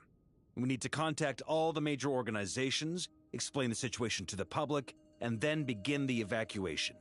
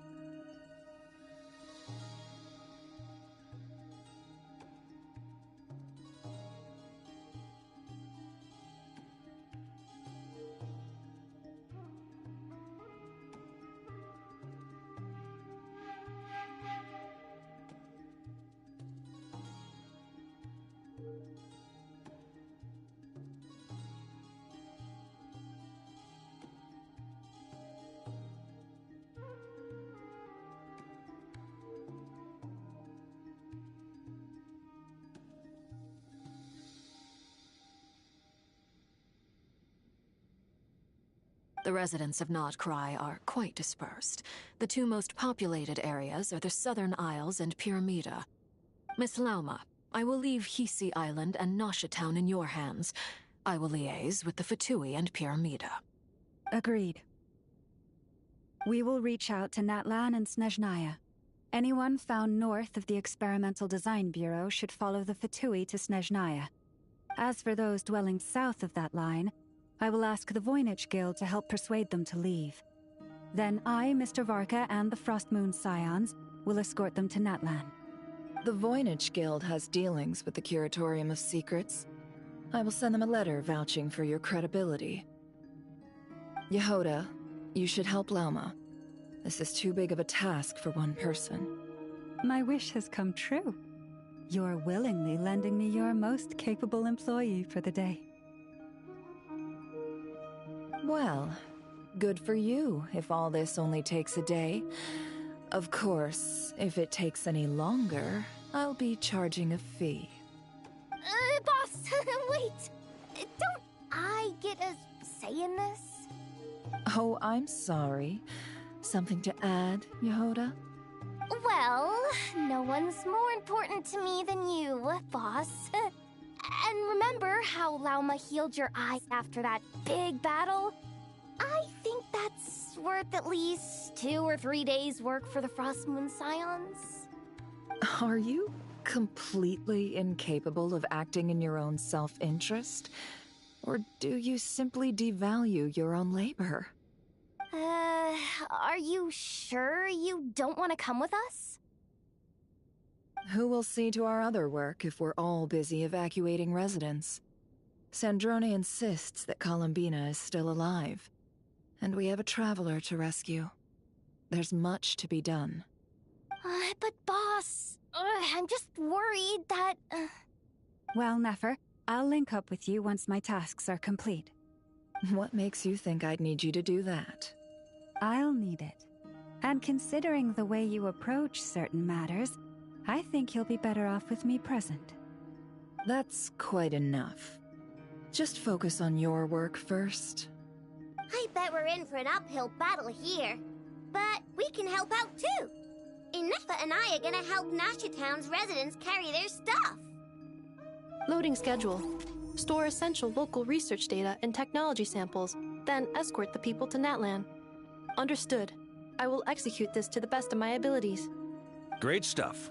Thank you, ladies. I've contacted the Lightkeepers.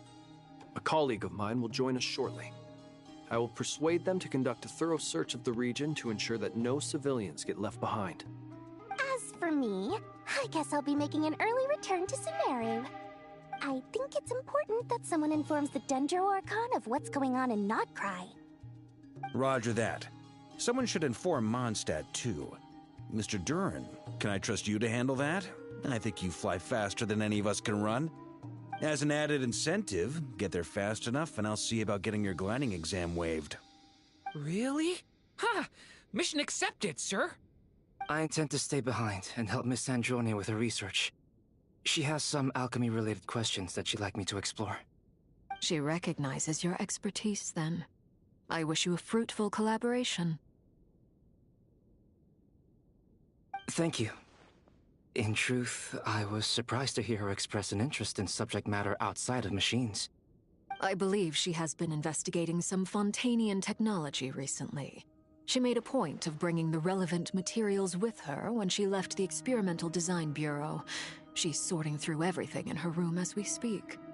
I should mention that we have one other friend who isn't present. He hasn't made his position in all of this clear.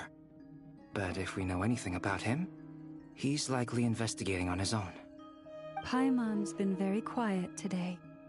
But I know how close she and the Traveler are with the Natlanese. She should come with us to the border. Okay. Paimon will do her best. Make sure to heed Sandrone's warning. Many of us have been cursed by Dottore. As such, under no circumstances should anyone cross national borders. Remain within Nodcry. That aside, personally I have faith in Columbina. Things look grim, sure, but who knows how it'll play out. Same goes for rescuing the Traveler. Both of them are important allies and friends. We'll be counting on you to gather intel on them, Miss Nefer. Oh, wonderful. You're all here.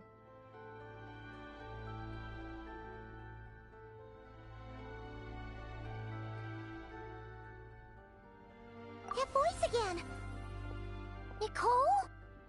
Whoa, that was loud! And it came out of nowhere. So mysterious. Sorry, this is the only way I can speak to you all right now. Please accept my apology. Anyway, time is short. I'll cut to the chase. We're still facing quite a catastrophe here at the world's border. Every Hexenzirkel member she can get a hold of. Except for me. She told me I had to come and help you all out as a quote, "You love talking, don't you? Well, now it's finally your time to shine. Take these. Make sure the whole party gets one each. You'll be in charge of making sure everyone stays connected." Huh? Is this a Dodo communication device? Scanning. Unknown device. Analyzing. Unknown device. Conclusion. Cute. Affirmative. It is cute and good. I believe that I quite like it.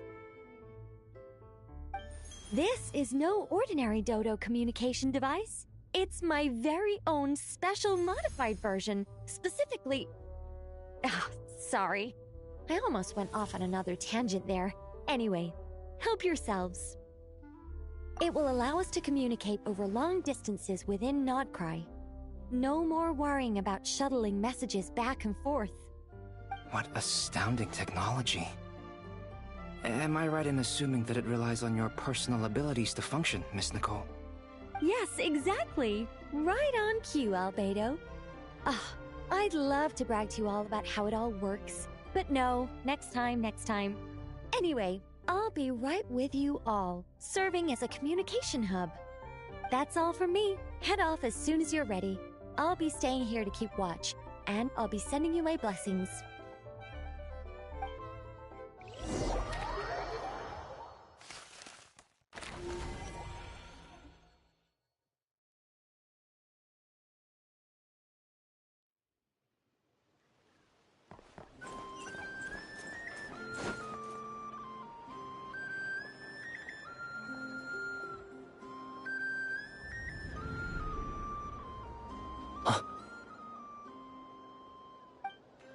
Ah, Sir Flint.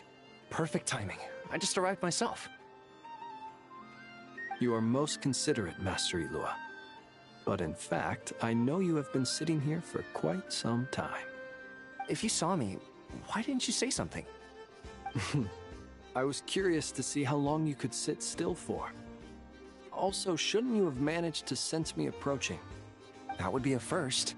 You always seem to appear out of thin air without making a peep. Also, how many times do I have to tell you not to address me as Master? I don't qualify. I beg to differ. Why should a young man so well versed in social graces as yourself not be worthy of that title? Please, Lord Flint's... Sir Flint's. I'm begging you, don't flatter me into complacency like you do with everyone else. You understand me better than most. My newest acquaintances tell me I love complimenting others. What do you think? I think they don't understand why you do it. You just love puffing people up till they're a big, happy ball of hot air that floats away into the sky. In all sincerity, I can only hope that they bring good tidings when they come back down to Earth. Is the situation that bad? We just held a strategy meeting. Let me fill you in.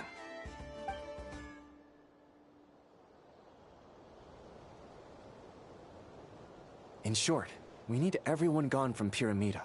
We also need a team of Lightkeepers to scour the more remote regions of Nodcry for civilians to evacuate. I only hope we have enough personnel. We do. Old Man Nikita will definitely help, and we can recall anyone out on patrol to focus on this instead. Good. I'm sure you and the others will make short work of this. Now, don't forget, once you've completed this task, make sure you and the rest of the team evacuate to either Snezhnaya or Natlan as well. Flint? If you've got something to say, Master Ilua, why not guess what I'm thinking right now? You mentioned that you have something else to deal with later. How difficult is it going to be? I doubt it will be easy. I know you're a Lightkeeper, and it's your duty to protect others in times of crisis. But I have a feeling that you'll be walking into grave danger. However bad things have gotten in the past, Nodcry has never faced a mass evacuation before. But from the sounds of it, you don't intend to come with us. I don't mean to pry, and it's probably none of my business. But whatever it is you're intending, you don't have to go through with it, you know. I've been afflicted with some sort of curse, and I'm told it may well trigger if I set foot outside of Nodcry. As such, I cannot leave. I have to act, if for no other reason than to fight this curse. What? No. Why? Why would anyone want to curse you?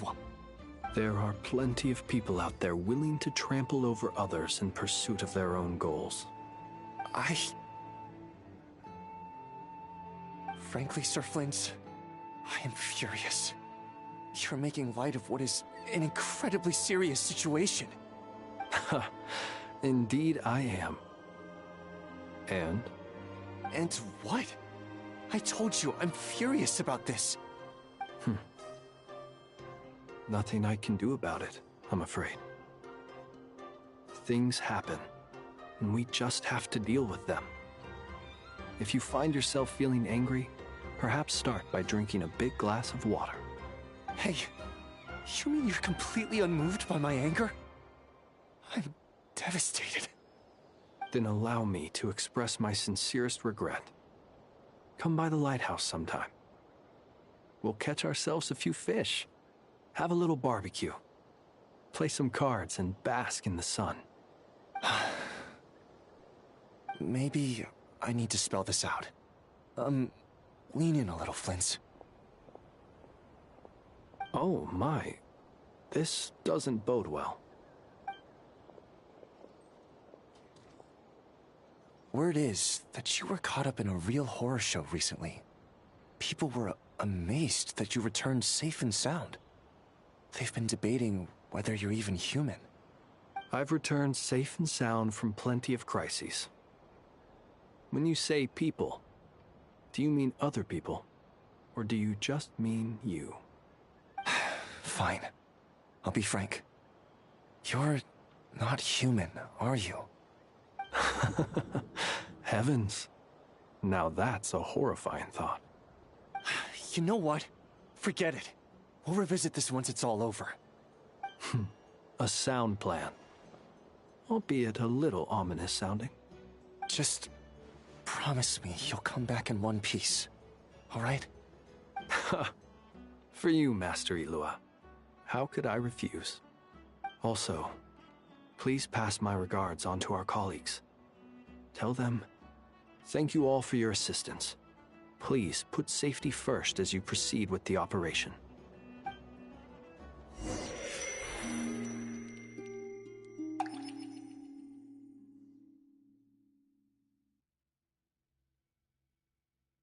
I have to keep searching for a path toward reality.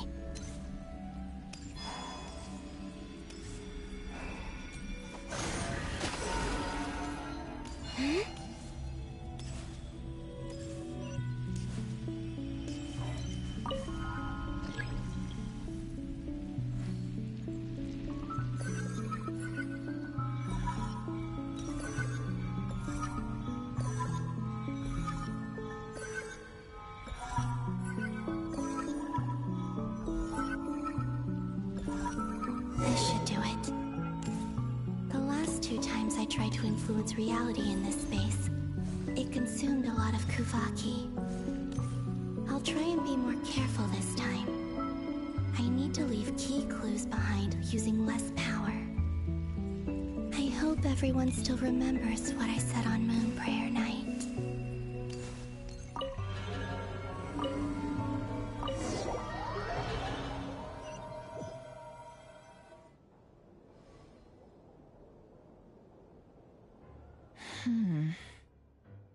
nothing here either.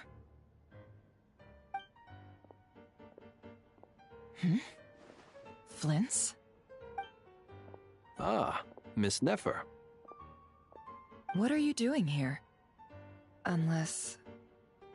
I just spoke with Itlua about arrangements for the search and came for a walk nearby. As for you, why would... Huh. It appears we think along similar lines. And neither of us likes to accept things at face value. As well as figuring out how to gather intel on the Traveler, I wanted to confirm some of my own suspicions. Also, we'll need to bring a lot of force to bear against Dottore, even if we're only looking to rescue the Traveler. We can't leave anything to chance. You don't think Columbina perished either, do you? I'm merely considering the possibility that she survived, just as you are. How much can we really know about a deity like her anyway? Do you remember what she said on Moon Prayer Night? About using moonlight to send messages to us? Of course. I think that's why we're both here. Where have you checked so far? I've been focusing on the outdoors. Anywhere the moonlight shines. I checked most of Nasha Town, but didn't find anything. I checked the Curatorium of Secrets, and a few rooms where I thought I might find some leads. But no luck here either. The only places I haven't looked yet are the rooms in the flagship. But process of elimination isn't the only thing that brought me here. Oh, really? What's your other reason? After all that build-up, our mystery ally never showed up even once!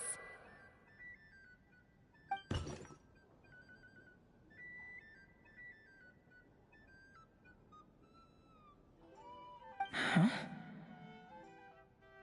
Am I imagining things?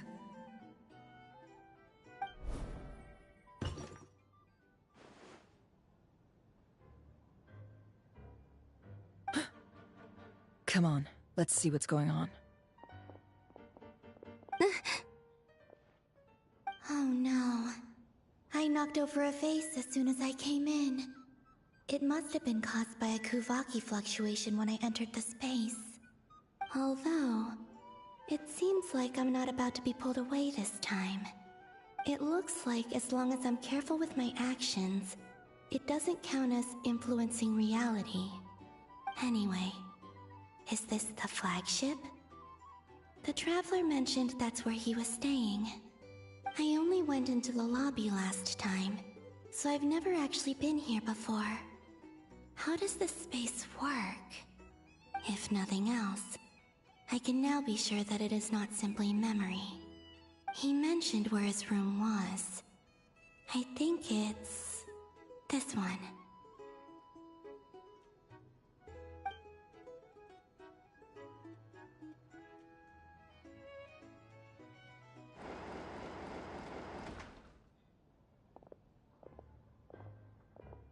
The door is closed. But if this is anything like when I disappeared, then maybe...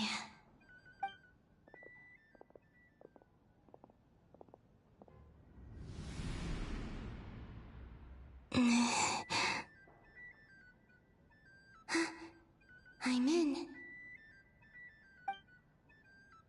He and Paimon aren't here at the moment.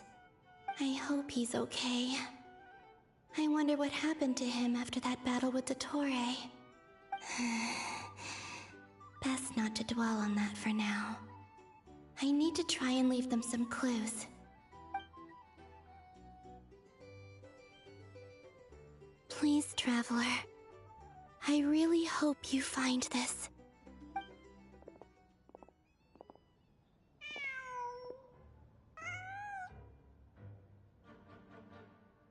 Huh. Just a cat. Nothing else here strikes me as noteworthy. Didn't you stay here for a couple of nights once? Before Rarir showed himself, yes. It's also where the Traveler and I first met. Did you notice anything unusual during your stay? I remember thinking how much noisier the flagship is at night compared to the graveyard. Other than that, No. The Traveler and Paimon were most congenial neighbors. This is where they've been staying, yes? Over here? That's right. I wouldn't usually condone breaking and entering, but we can make it up to them later. Focus now. I have to write a message on the wall using Kuvaki, just like I said on Moon Prayer Night. Simply open your windows on nights when the moon shines bright, and the moonlight will naturally flow towards the words I have written. Here goes. I'll need to carefully control my strength.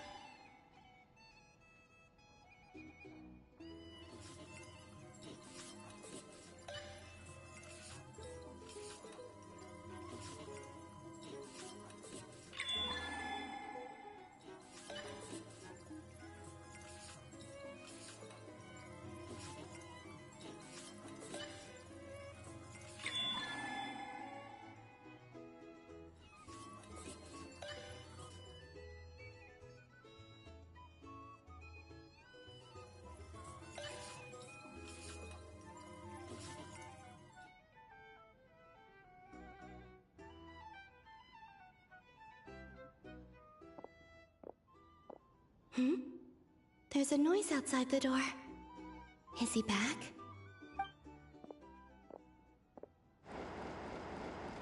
Please, you have to see these words.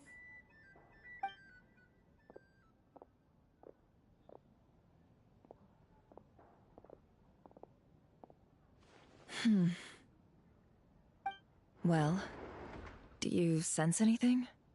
Unfortunately, no. And this place was our last chance. Not necessarily. We've only looked in Nasha Town so far. Miss Columbina said she would leave messages at her friends' dwellings. It's still worth checking where Miss Lauma lives and where I live. Let's try and make some time to look into those then. Wait.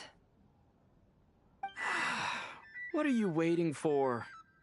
Oh, Paimon might have overeaten slightly. What's that look for?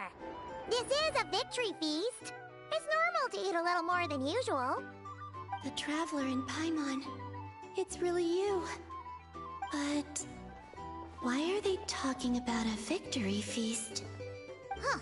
You worried Paimon sick while you were out there fighting Rerir. So this is your chance to make it up to her, alright? Wait. So this is the night after the battle against Rerir. How did I end up here? That's quite a long time ago now. Wait. Time. That's it. Every time I've entered reality within this space, it's been at an earlier point in time. Every one of those points has been before I fell into the moon's reflection. And everything I've done to affect reality really did happen in the past. Does this mean that within the moon's reflection, time flows backwards? Starting from the moment I fell in? Not long till Moon Prayer Night now. It's gonna be even livelier than tonight. Although, it's gonna be sad saying goodbye to the damselette. She seems like a really nice person. Paimon. No, I can't. Even if I make contact, they probably won't understand what's going on. And in any case, I'll likely get pulled away again if I do. Instead, I have to find a way to get them to notice what I've written using the moonlight. Wait, even I hadn't thought of doing that before Moon Prayer Night. They'd never conceive of that possibility. Is there truly no other way? Don't lose heart. We'll find a way somehow. Huh? Oh, you say that, but the Frost Moon is beyond the fall sky.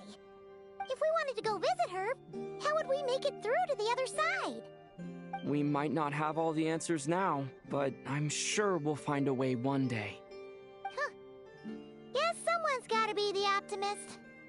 The present. The future. That's right. There are still things I can do.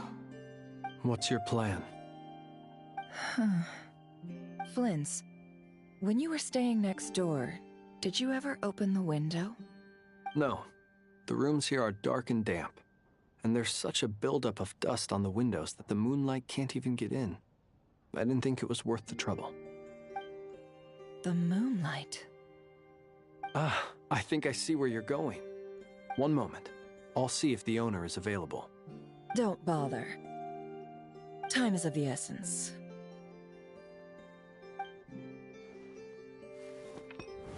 Time. Even if no one sees what I've written at this moment, maybe someone will remember what I said after Moon Prayer Night. I need to write down as much information as I can. And maybe one day...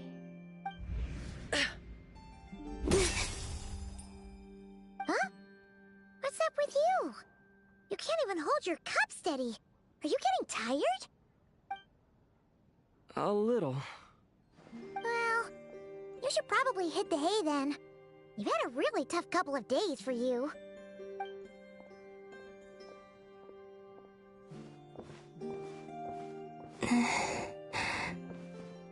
You truly have. You helped defeat Rerir, helped me reclaim my name, and you helped the others organize Moon Prayer Night. Wherever you are right now, I'm sure you're still fighting against the injustices of fate. This is all I can leave for them. How I wish I could stay here. But it's time for me to go. I hope to see you again in the next time. And if the opportunity presents itself. I will surely return to your side. Huh. Columbina. She's alive. Not only that, but she's left us an entire wall's worth of clues. She even wrote down what would happen on Moon Prayer Night. It's just a shame we found it too late. I am here. Time in this place flows backwards. I am constantly moving forward. It sounds like she's found a way to influence the past using Kuvaki. But her future is our past. So, these words have been here ever since we defeated the Ray Hero Solnari. We just never discovered them. Which came first, the chicken or the egg? Do you ever mull over questions like that? Only when I'm in a good mood, and at leisure. Well, I never do. Everything that has happened already belongs to the realm of fact. As a business person, and especially an intel broker, what I do is extrapolate from those facts to try and read the future. An admirable philosophy. It's a means of survival. Let's go. We have a wall's worth of clues to share with the others.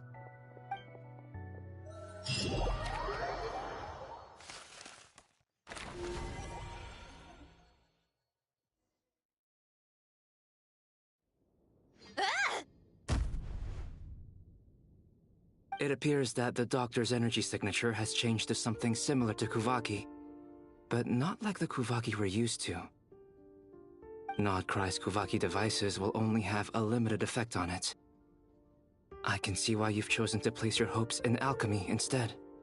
Also, I must say these books are rather profound. My subordinates just shipped them in from Fontaine.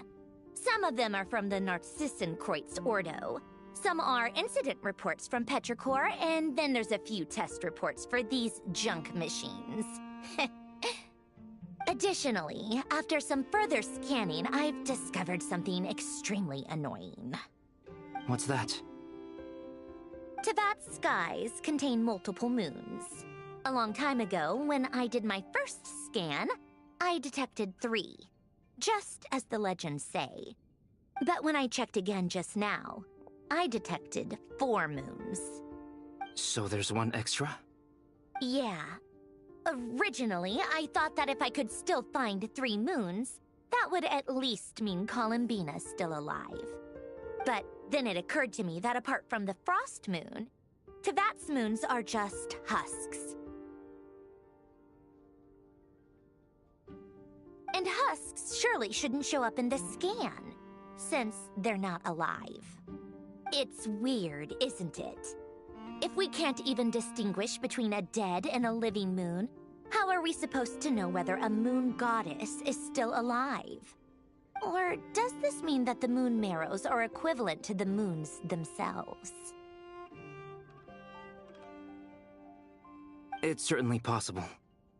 In which case, the 4th moon you detected may be Dottore artificial creation.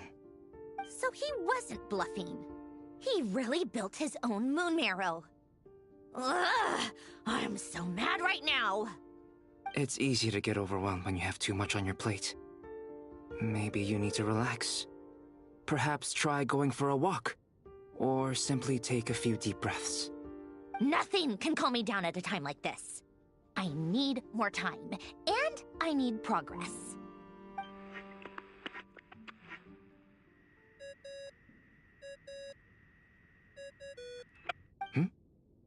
It's Mr. Flynn's. I really hate that ringing tone. Ugh. First the 4 orthants of the Narcissenkreuz, then moon marrows. Now what? Oh, sorry if we're disturbing you. Might I ask what's troubling you? What do you want? We're busy. Are you still at the Curatorium of Secrets? Yeah. Look, everyone else is still out, so there's no hurry. Plus, I'm busy, so I would appreciate if you gave me some space. Even though we have crucial intel to share? Fine. I'm listening. Do you intend to share it via the Dodo communication device? Ordinarily, I would, but this is a unique situation. I think it's best that we discuss it in person. See you at the Curatorium.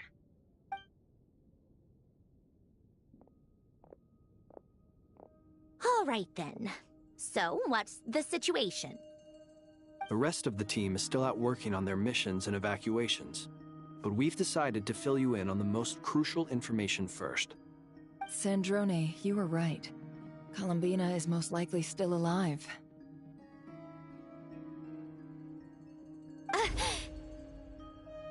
That's the best news we've received in a while, by a long way.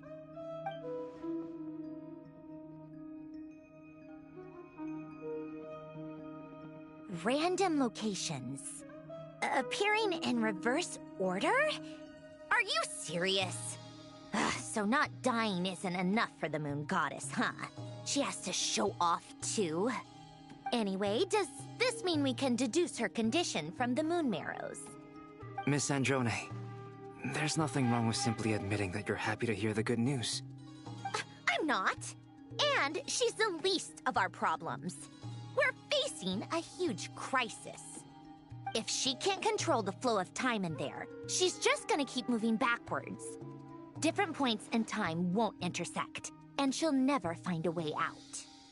Let's say life begins with a drop of water. When did time begin? The moment this planet came into being? No, that's not right. Her final destination would be the moment at which the space she is in was created. But it doesn't seem like we can influence that space from the outside world.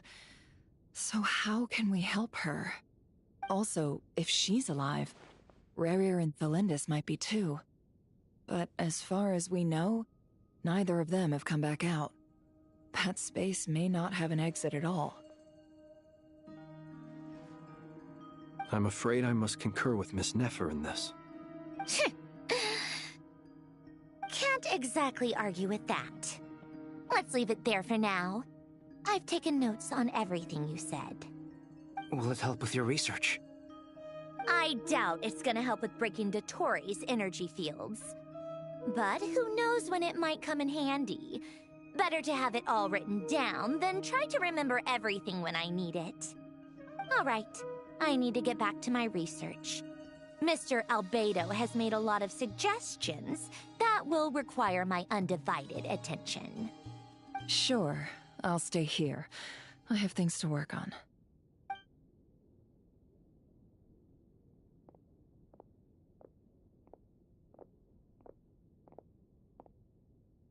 Paimon, are you there? Oh, right. She went with Varka to Natlan, didn't she? Good thing we've moved her and the Traveler's luggage in here. Speaking of the Traveler, where could they be? There's a note from Paimon. Paimon here.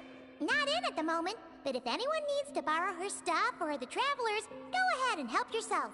Paimon won't be mad. Also, Traveler, if you get back before Paimon, make sure to get some rest. Paimon misses you a lot, but put your health first, all right? How sweet. Well, since you offered, Paimon, don't mind if I do. This is the Traveler and Paimon's luggage. All the items they use day to day are here. It's well organized. I wonder which of them is responsible for that. What do we have here?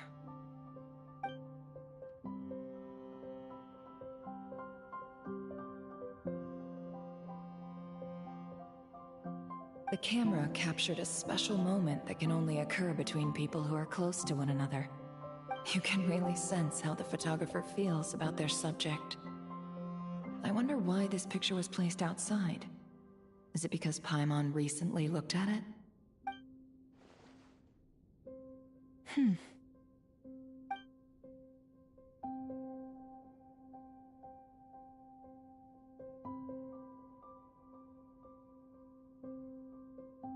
This must belong to the Traveler. Perfect. I'll use this. Hang in there. We'll find you.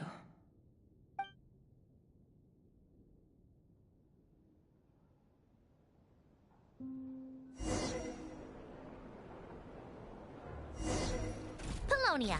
Search keyword world formula and bring me all relevant books.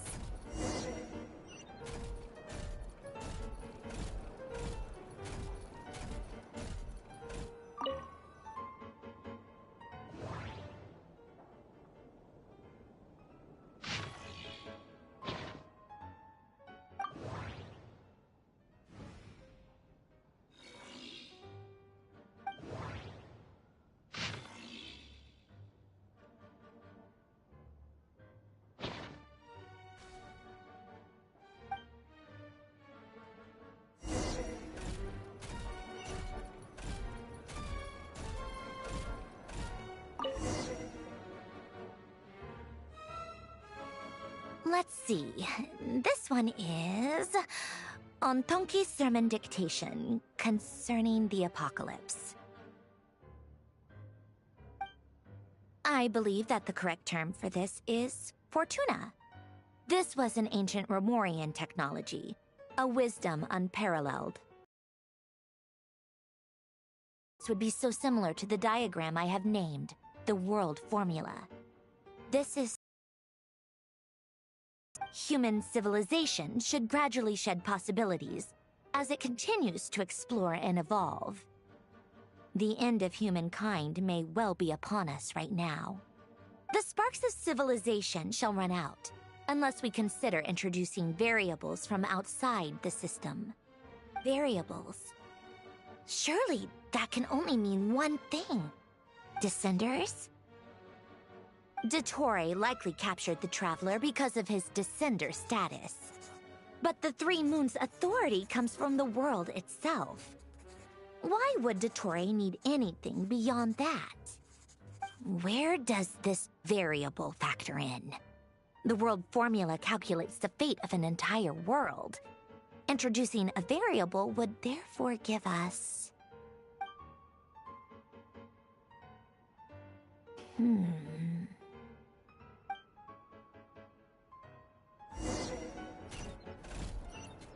Polonia. Search keyword pathway and bring me all relevant books.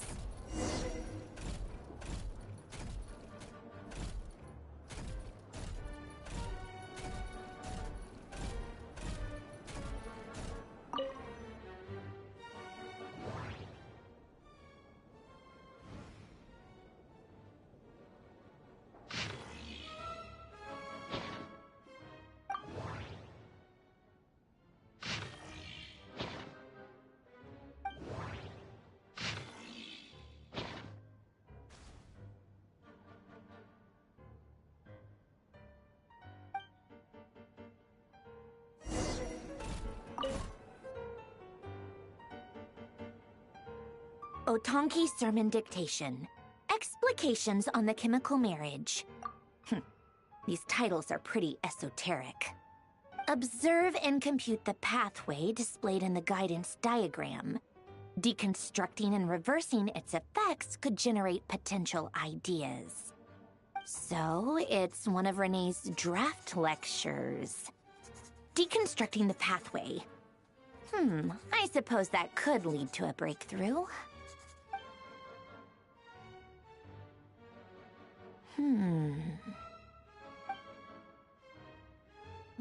This is so long. This guy sure loves showing off his knowledge.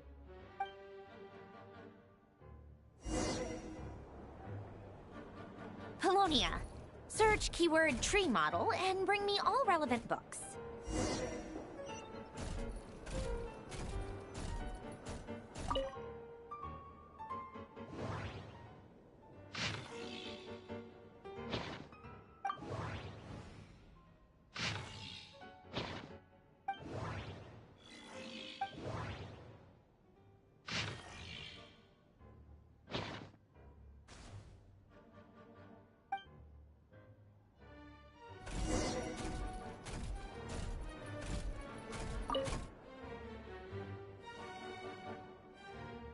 Most of the experimental devices proposed by the Lilia Crucis Ordo are built based on the simple and basic logical structure of a tree model.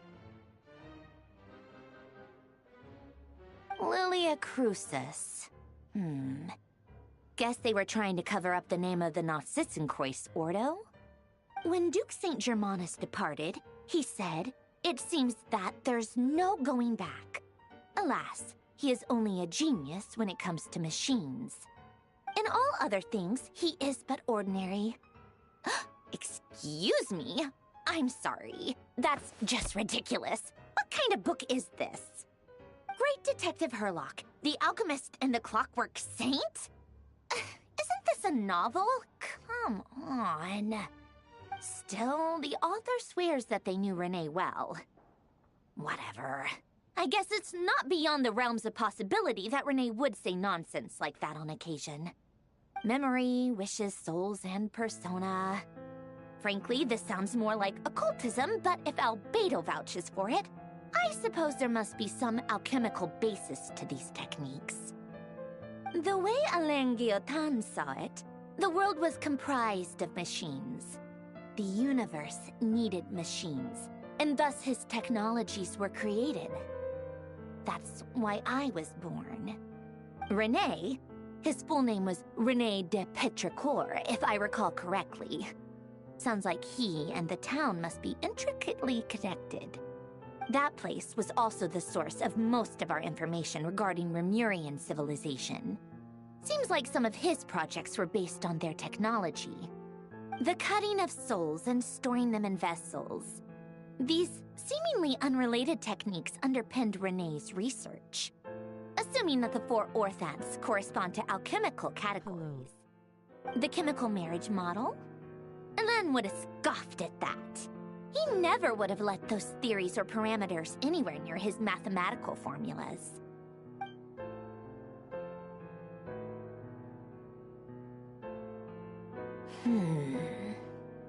What was Alain's view on René? I know he mentioned the name, albeit very rarely. Oh, now I remember. Alain's old notes are here too. They mentioned René once. René seemed most out of sorts when he spoke to me. A lack of sweet foods has dulled his mind, I should think. Either way, his words are not to be believed. Yep, that sounds like Alain. My subordinates actually did a half-decent job digging out all these materials. Makes a change. Good for them. Some of Alain's old files are completely consistent with these records. He must have gotten them from the Tower of Gestalt. I never knew he got his hands on René's records that early. He may have kept them, but he never even attempted to use them. Didn't believe a word they said. Come to think of it, René's world formula was filled with calculations of constants. That shows he believed that the fate of the world to be predetermined. As for Alain... it's been too long. I forget what he said. What would he have said? A guy like him, fervent believer in machines, but not headstrong enough. The world can be changed. It is worth persevering. Yes, that's how he used to think at least. He created that procedure to save this world. Yet the scale of the world's fate proved too enormous. The result was beyond his ability to calculate. He died having never seen the outcome. And there I was, left behind in the ashes of his dreams. Did you really never take a close look at Renee's research? Or did you read it but deem his philosophy incompatible with your model? The very thought of trying to incorporate his ideas probably made you feel sick to the stomach. Well, don't worry, Tick in town. Next to Dottore, every other madman looks sane. You once asked me what I wished for. Should have asked him instead. He's the one pining for things you'd sooner die than witness.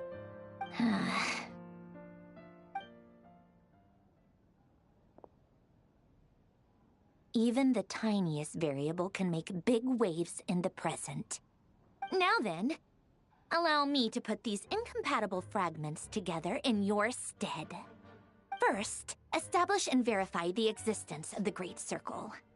Absolute nihil on one end, absolute reality on the other. Now, search between these two extremes. Then, the construction criteria. Variables. The sparks of civilization shall run out unless we consider introducing variables from outside the system. Input variables. Traverse the world, space-time, and civilization. Then extract the essential nodes from the records to determine which variables they point to. The primordial power that differentiated itself from the void. The power of light. Yes, light. Records. Hyperborea. This is horrendously complicated. After all that, I'm still missing a few variables. I need to think this through again. How do you think it looks, Polonia? Like the frenzied scrawlings of a madwoman? Fine, keep it to yourself. It's not like you can talk anyway. I'll assume you gave it a passing grade. I jest. But true madness does often start with trying to save the world. What would Arlecchino and Columbina think if they saw this incomprehensible hen scratch? They'd probably have me institutionalized. So would Rosaline. She's been dead for a while now. When I close my eyes and think back, I can still see her face. And that enormous dress she used to wear. Such a bizarre choice. What possessed her? Oh, and the clack-clack of those heels used to drive me insane. No one's asking me, obviously, but I hope you all know that I never wanted to save the world. I'm not crazy. I don't have delusional ambitions, and that's a clinical fact. The world needs a solution, but I don't need the world's validation. It's the world begging me for answers, not the other way around.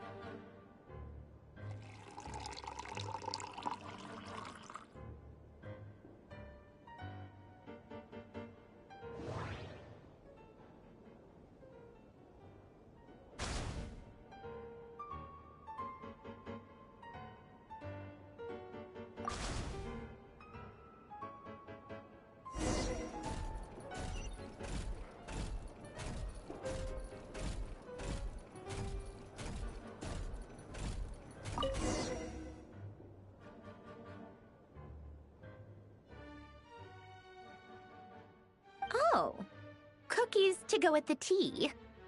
Let's see. They must be from that person who brought those documents. I see they're from hotel. Something's written on the box. We are proud to present this homage to the Fortress of Meropede's fun-filled mill collection system. Fortune cookies. Have a lucky start to your day. Sounds like a dumb gimmick to me. Be early to bed and early to rise. Get plenty of sun and drink plenty of water. Then things will surely go well for you. What? Are you kidding me? Somehow I doubt that an early night and a glass of water is magically gonna save a world on the brink of existential peril.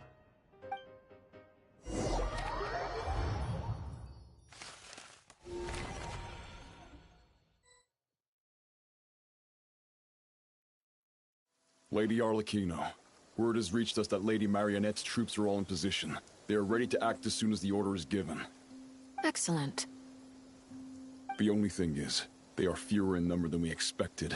It looks like many of them must have lost their lives at the hand of the monsters released by the Doctor. Can't be helped. Allow them to join our ranks, and keep in contact. As you wish.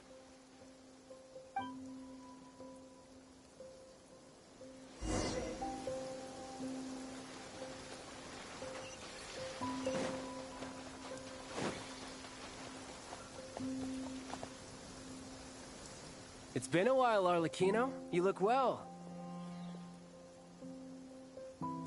Did Dottore really have to build his lab right on the sole path between Snezhnaya and Nodcry?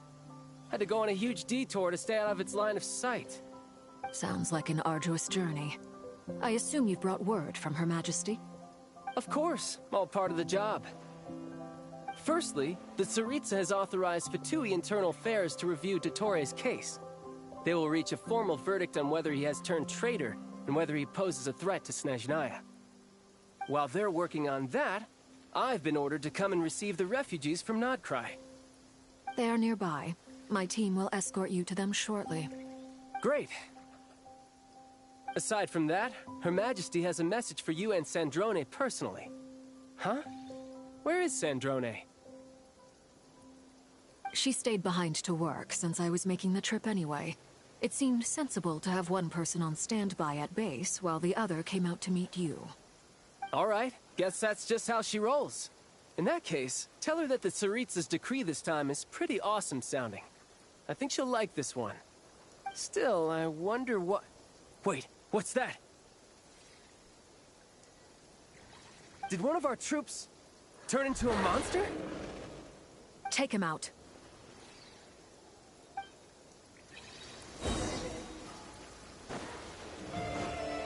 Overrule! No time to... You can run, but you can't hide.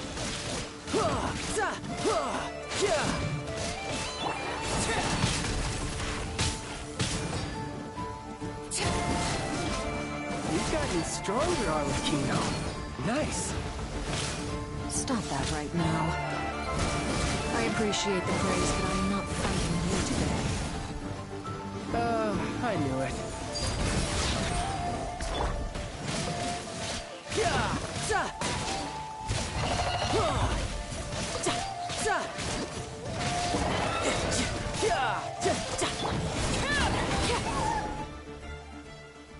I can't believe it. He was a living, breathing human one moment, and the next... Another fine piece of work by our dear colleague, I'm afraid. What in the world has been going on in Nodcry? A lot. But long story short, Dottore stole 2 moon marrows that should have belonged to Columbina, then built a 3rd moon marrow of his own to concentrate the Trilunar Authority in his hands. What? What do you mean he built a moon marrow? People build roads and houses, not moon marrows. What's his next DIY project? He's gonna build a god? You could stand to be less surprised. We are harbingers. The work we are engaged in makes the creation of gods seem mundane by comparison. I tell everyone who asks that you once crossed swords with Rex Lapis while serving as a key supporter for Rosaline's plan. But right now, you're acting like a common adventurer. Thanks for speaking up for me. Those 2 really took me for a ride back then.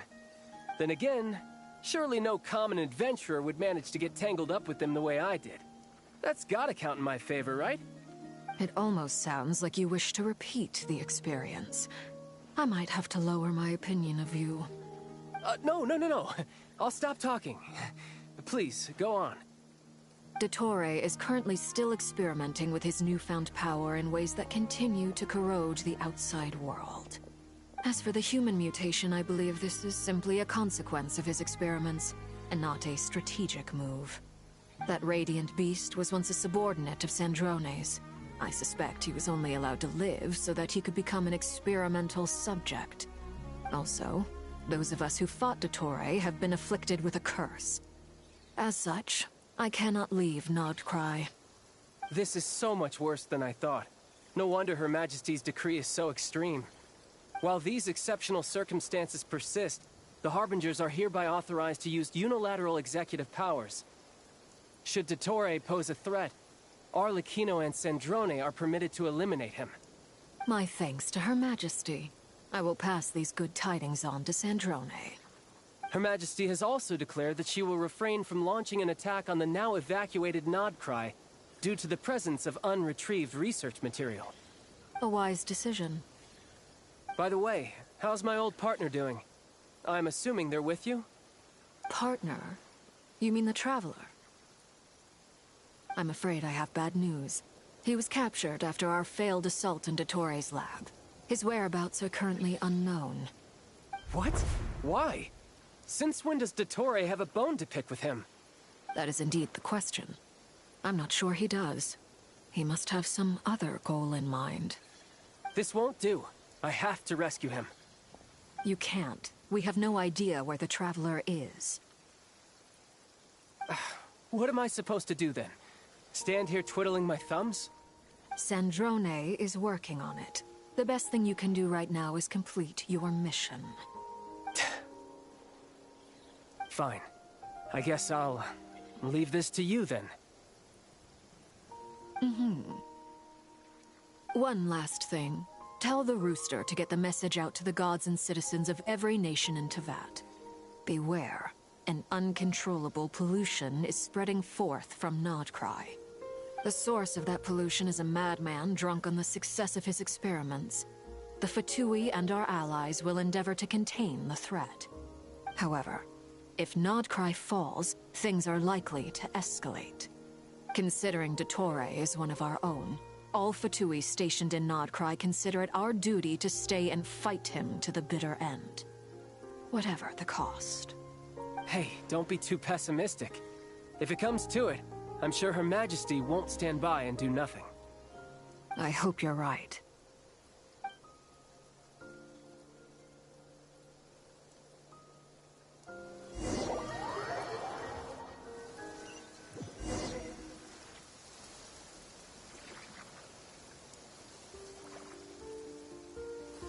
You're right on time.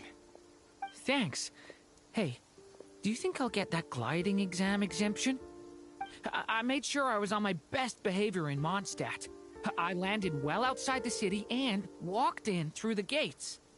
I'll help you apply, don't worry. For now, let's see what we have here. What are the Doctor's energy fields even made from? The usual attract and repel principles that govern Kuvaki don't seem to apply to them. They are very mysterious, but ultimately, they appear to be comprised of energies from the three realms. Thanks to research by Master in the Hexen Circle, we know that Teyvat's 7 elements are derived from the more primordial power of the Light Realm, which is antagonistic with the power of the Void Realm.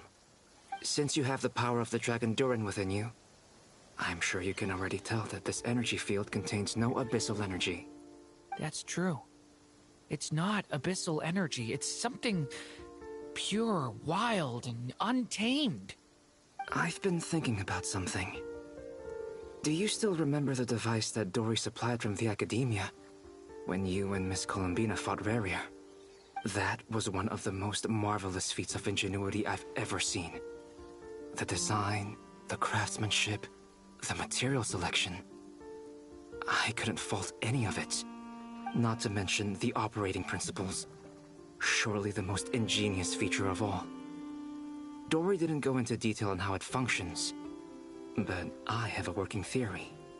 The clue was that Miss Columbina was somehow able to use the pyro energy that you provided, despite the fact that, as a moon goddess, she should only be able to use light realm energy in principle. Now, all elemental energy is, of course, derived from light realm energy to begin with. Hence, I suspect that the device works by restoring elemental energy to its original state. This presumes a theoretical model of the seven elements akin to that of light refracted through a prism. Perhaps it is no mere analogy.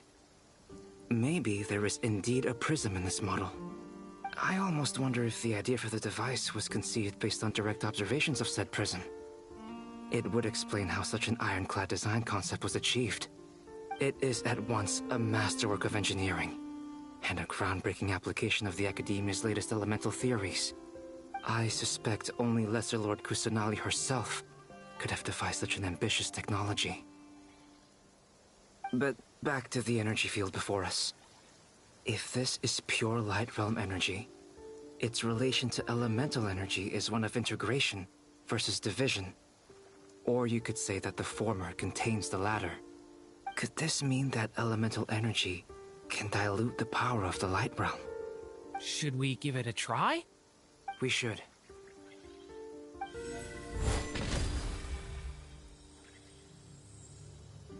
Ha! It works!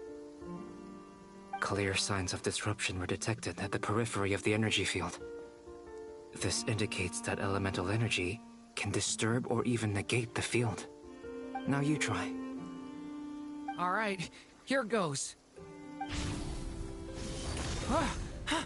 It's working! Switch to abyssal energy and attack again. No surprises there.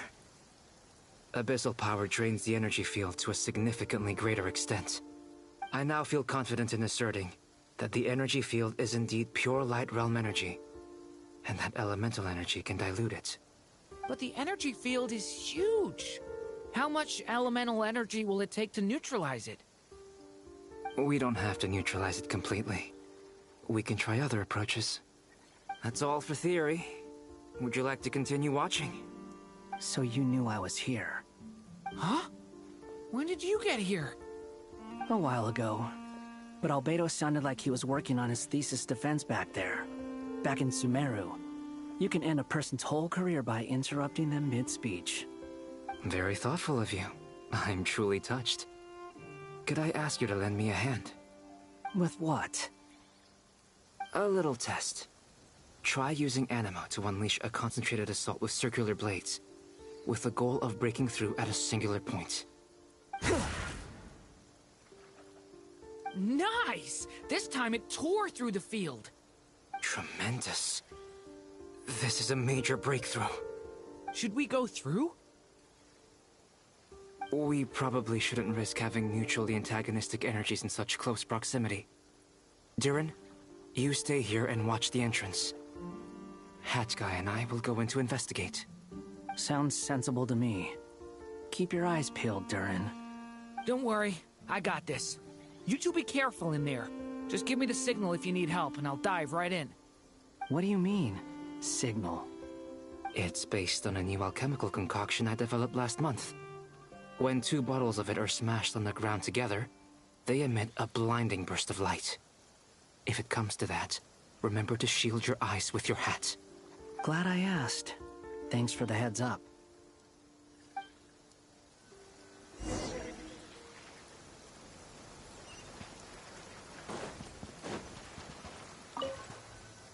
Like I thought.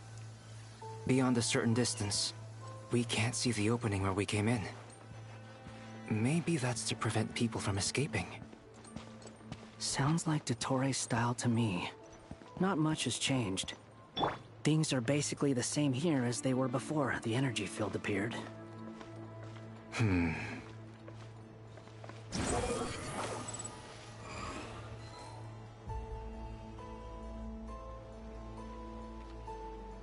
They have no heartbeat and they're not breathing. We can only assume they're dead. But there are no visible wounds. Also, There's an animal squatting next to each body. It's watching us. That's not an animal's gaze. What are you trying to tell us? Doesn't seem eager to talk. I guess maybe it's just an animal after all. Let's keep looking around.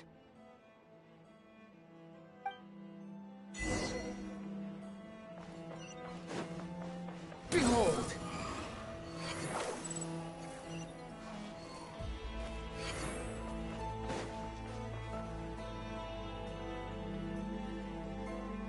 Same situation everywhere.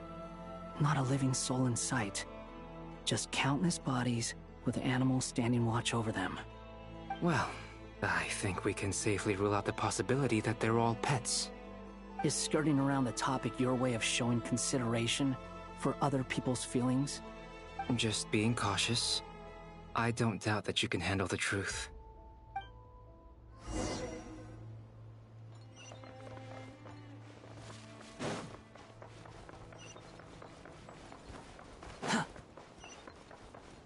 The wind rises. Careful. Please, help us. Please. Over there, I hear a voice.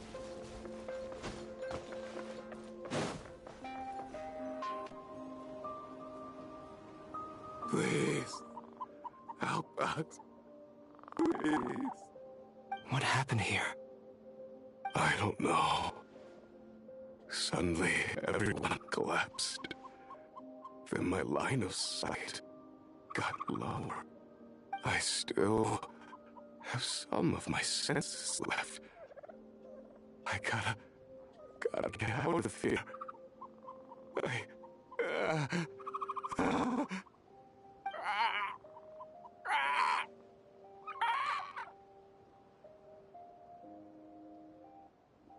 It looks like there's a huge experiment going on inside this energy field.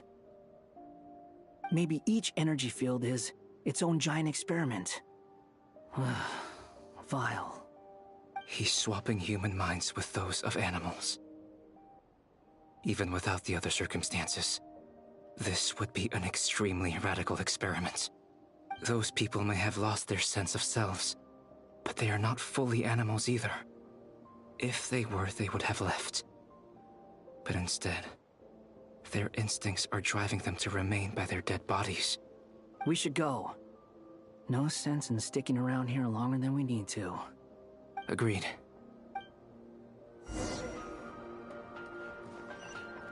Squall and Fury!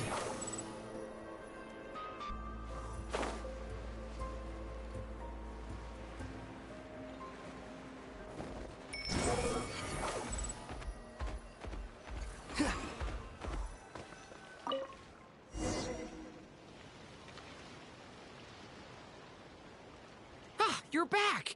Everything okay? We saw some things that take a strong stomach. Otherwise, we're fine. We should share our findings with the others.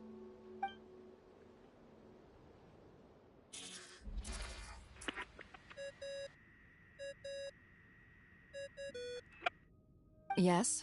Who is it? Miss Nefer, it's me, Albedo. We found a way to break through the energy fields. With enough control, it's possible to tear them open using elemental energy. Also, we managed to take a look inside. Dottore is carrying out his cruel experiments on an immense scale. Any residents who have failed to evacuate in time will likely meet a grisly end. Sounds like he's living down to our expectations. Might I ask how things are proceeding on your end? I'm just about to get started. I'll be in touch once I have a result. Understood. Stay safe. I will.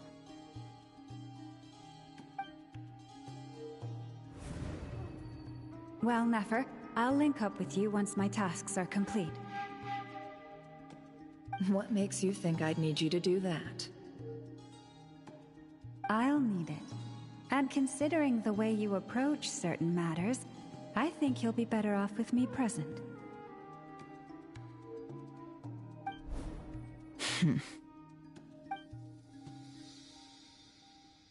Let's begin. Entering simulation mode. A vast wasteland. Is this the Traveler's inner world? I was expecting something more vibrant, to be honest. Wait, someone's there. What are you looking at? In that case, I'll look at it with you. I want to know all about everything you've seen and experienced. Is there somewhere I should return to? Or should I stay here and be the hero everyone says I am? I don't dislike my current life. Roaming the land, fighting battles, accomplishing missions, earning a living, looking after Paimon. It's not so bad. I guess the only thing that's missing is that you're not here with me. This is the conscious layer, which contains a person's true feelings. It is filled with both longing and kindness. I suppose anyone who lives long enough ends up wishing for someone who can't be there.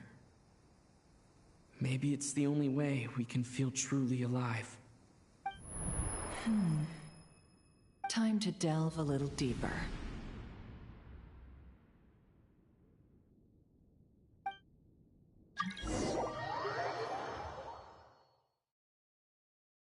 Nasha Town is hardly the optimal choice for a place to live, but it has character and a reasonable population density. What are you trying to say? But this is not for me to judge. If we are to collaborate, we need to maintain an amicable relationship. In a moment, you will be able to... Oh no. What are you...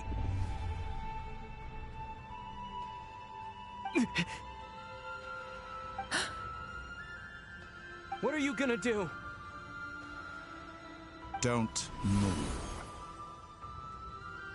Something unwanted has crept into... Oh? Gone as quickly as it came.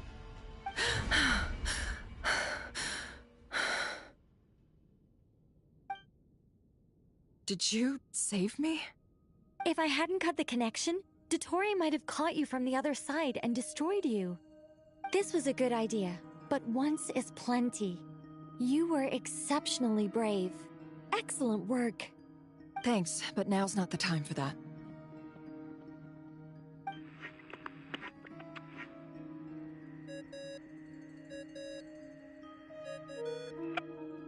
Albedo speaking.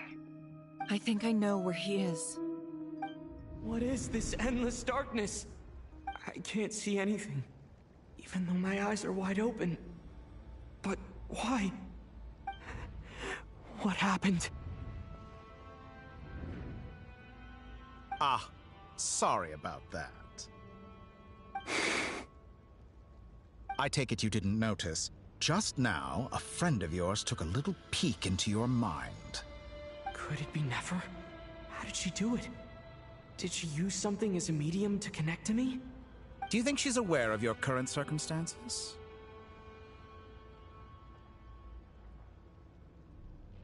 Oh dear. Have I stunned you into silence? I only wanted to slow down your time a little so I could stop your intruder in her tracks. It would have been nice to capture the spy. I must say, I'm finding the ability to adjust the flow of time rather intriguing. The moment you closed your eyes, time seemed to grow impossibly viscous, didn't it? A whole month passed before you opened your eyes again, but only for you. No one else was affected. I dare say this is something only a god can achieve. Point taken. You've proven once again that you have god-tier powers. Oh, you misunderstand. This wasn't about proving a point. I was testing things out. I find I learn best by doing, and I have to admit, time is not the easiest dimension to control. I only wanted to make you sleep for a short while, but it ended up lasting a whole month. Clearly some finesse is required to wield the authority over time as I wish. I hope you're not angry with me. It was only a month's discrepancy, nothing too serious.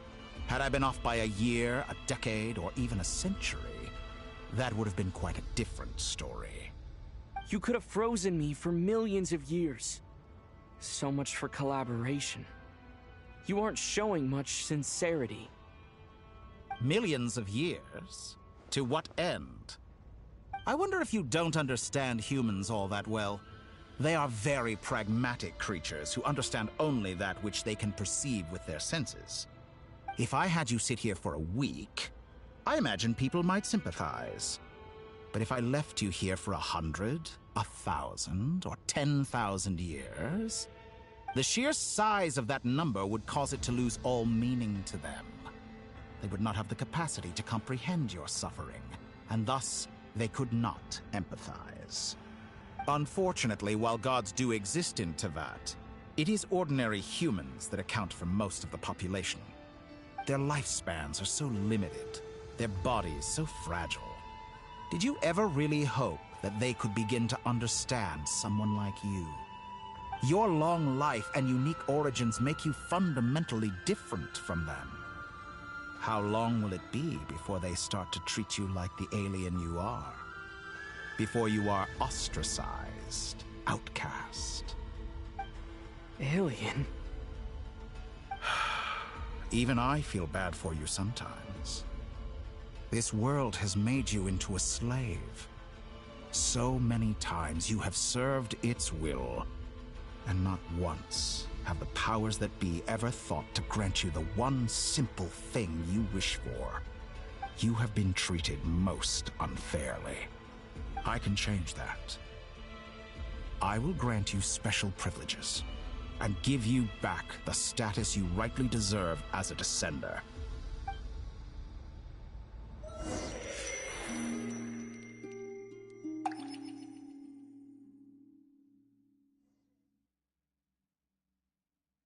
I've entered the past 3 times at this point, but I still have so many questions. For instance, beyond each point being further back in time than the last, what determines the specific locations at which I can make entry? So far, the common thread linking all 3 scenarios is that the Traveler has been present. But it's more than that. I know I sensed something familiar around him. What was it?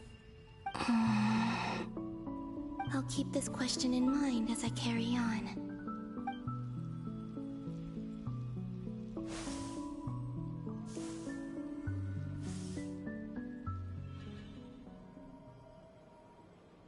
Humans, you never change. Always trying to use powers you neither comprehend nor control. This looks like Star Sand Shoal. Was this before Rerir regained his physical form?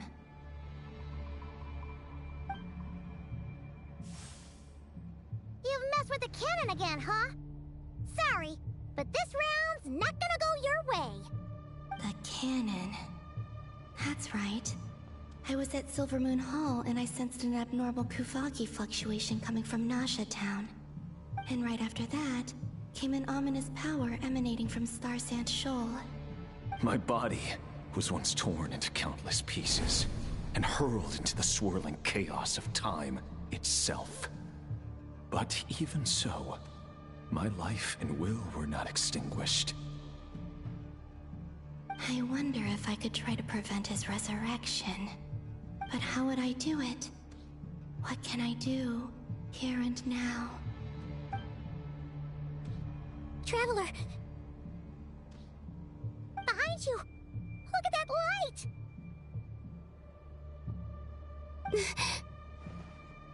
No, I won't make it in time. He's using the Kuvaki shield, like I taught him. Is he going to use it to block the cannon's beam? He's strong. I'm sure he can manage. But the force released when the beam impacts the shield might lead to collateral damage. He's the island. The Frost Moon Scions will be exposed to lethal levels of Kuvaki. A question, if I may. Kind Miss Columbina.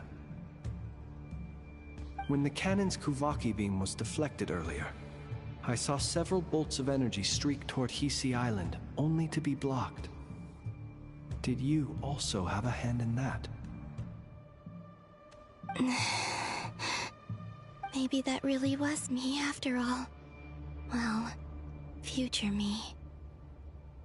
But I don't know if I have enough power left. Siki sato pasa sax, niti ipotofutos. There's no time. Osestikos paratin tiram to risu iku, topia to aithion feraton. I have to make it. Oh, Frost Moon. Oh, great land. Oh, slumbering moonlight of Nodcry. If you can hear me, if you can sense my call, then please, heed me once more!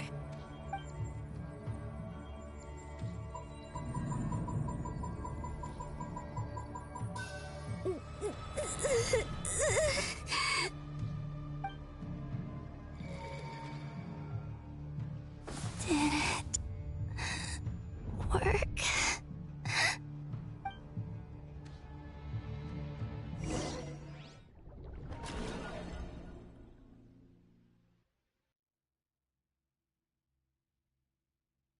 Hey, wake up. Hey, did you hear me? Columbina, I said wake up, now! Oh, good morning, Sandrone. It's 3 in the afternoon, actually. And could you kindly not use my quarters as your personal nap room next time? But I feel so safe here. And your coffee, right? It's so bitter, but it smells lovely. It's like you were raised by wolves in a forest or something. What did you drink growing up? Grass tea? The Frost Moon Scions certainly led a more frugal existence than the Fatui. Then I'll bet you've never eaten one of these before. It smells delicious. That's because it's a Fontanian recipe. I had a little free time today, so I made a batch. Rosaline will be here shortly, but if you really can't wait, I guess you can go ahead and... Hey, at least let me finish before you start eating! Did the Frostmoon Scions not teach you basic table manners? Or did the rules not apply to you because you're the high and mighty moon goddess? These are so tasty. Of course they are. I made them. I was worried they might contain traces of machine oil. What?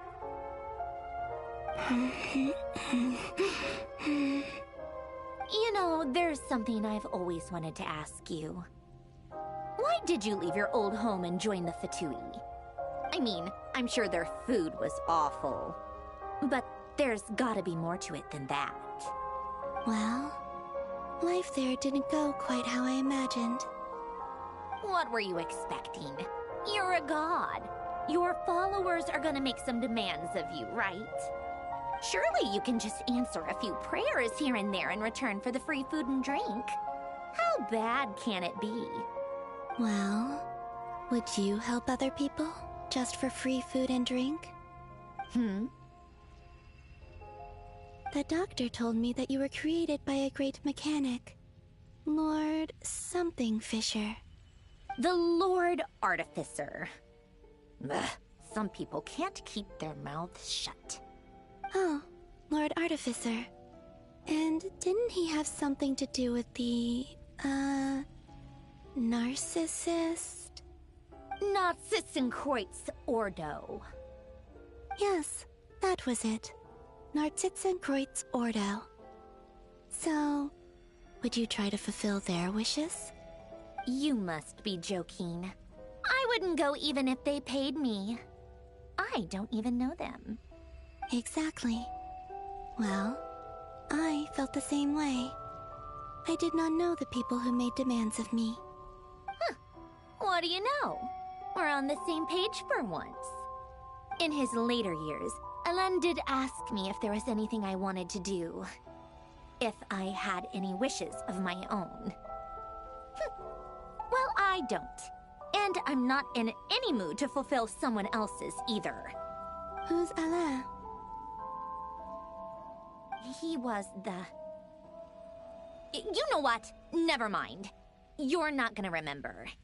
Anyway, the point I'm trying to make is, neither of us is the self-sacrificing type. Let me ask you this. What sort of place would you like to live in, if you could choose? A place where people don't ask me for things I cannot give them. Where they don't worship me, or fear me, but just want to chat with me like a normal person. I'd also like the freedom to come and go as I please. And ideally, it would be somewhere with the smell of coffee and snacks. Not to burst your bubble, but no such place exists in the world. Now, take your snacks and scram.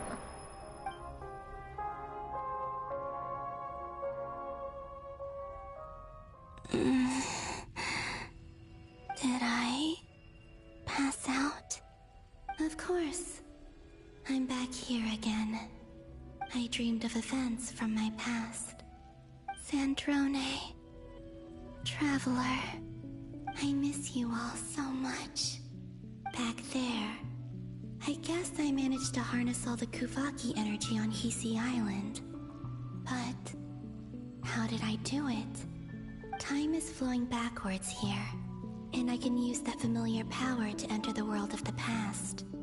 That mystery ally everyone talked about. It was me all along. I can sense that there isn't much more power remaining up ahead. What lies at the end of all of this? Will time keep flowing into the past? And will I ever find my way back?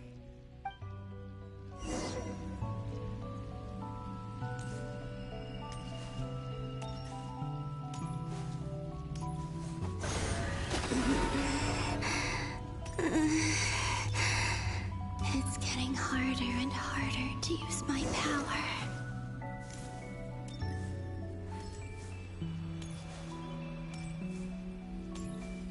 I'm no match for the Abyss in this state.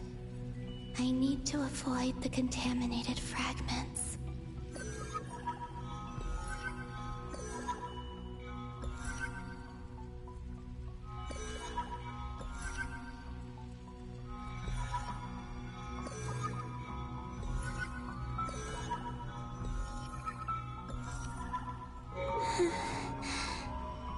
Time to go. I wonder where I'll find myself this time.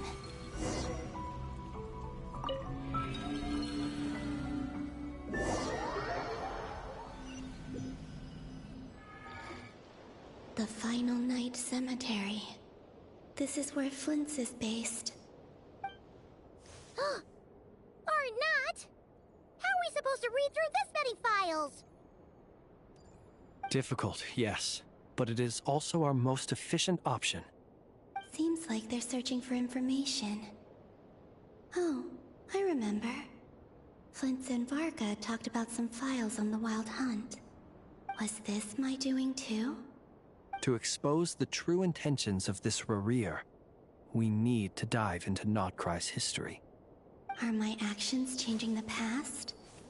Or are they simply completing a process? Is all of this inevitable? Or am I the one making these decisions? If I choose not to help them now, will it change how things turn out? Hope we don't land on our heads then. They're my friends. I can't not help them.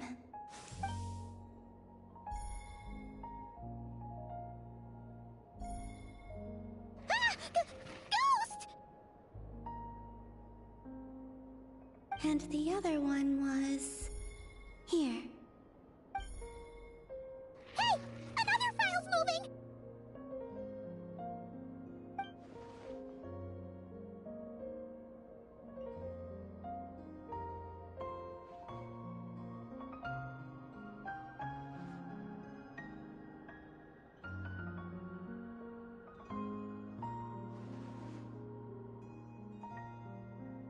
That should do it.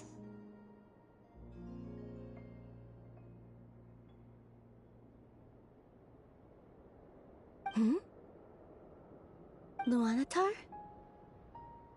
You can sense my presence? Wait!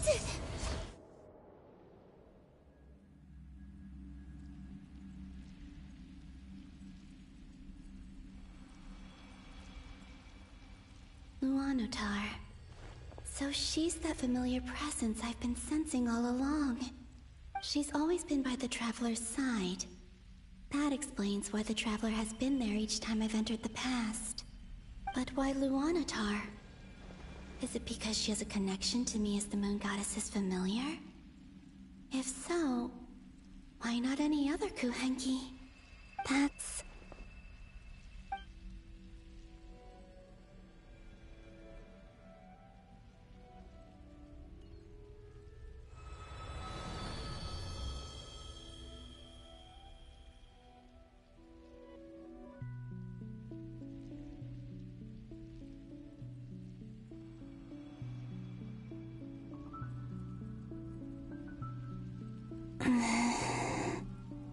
I cannot sense any power up ahead.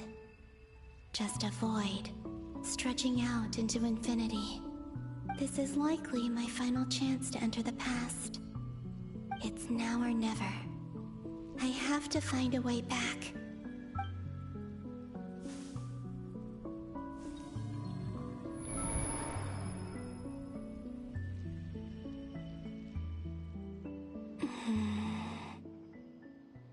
Easy Island? How far back in time is this? Where's Luanatar? I can't sense her presence this time. Oh, seeing Anafa and Aino reunited like that sure was heartwarming. Traveler, Paimon. No, stay calm. I don't have much power left to change things. I don't even have that much time left here. Think, Columbina. How do I find a way back? A way back... to where? Do I go back to Moon Prayer Night? Or to the future that followed? And if I return in my current state, what will become of me then? Dotori's actions that day proved that he'd been planning that for a long time. He had already seized the power of 2 moon marrows before capturing me. Even if I managed to get back, how can I fight against him when he wields the Tri-Lune Authority? I can't. If I go back like this, I'll be playing right into his hands. I have to find some way of rivaling the power he has usurped. Wait. Time flowing backwards. The Tri-Lune Authority. Does that mean... I think I know what the final destination of this lunar reflection might be. I know what I must do. Speaking of homes, we must already be close to where the Frost Moon Scions live. The vibe here feels different. Just like the scenery. But how do I communicate my plan to my friends? Should I write it down here? No. Someone else will see it. I need something with a close connection to me. Something I can use as a medium to tell them what's happened to me in here.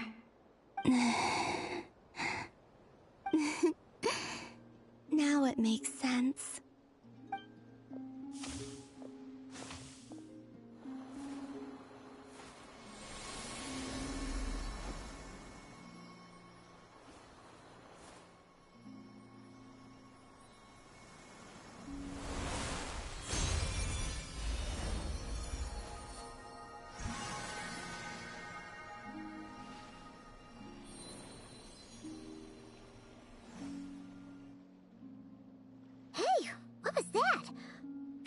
Some sort of breeze blew by, and then the petals suddenly turned into...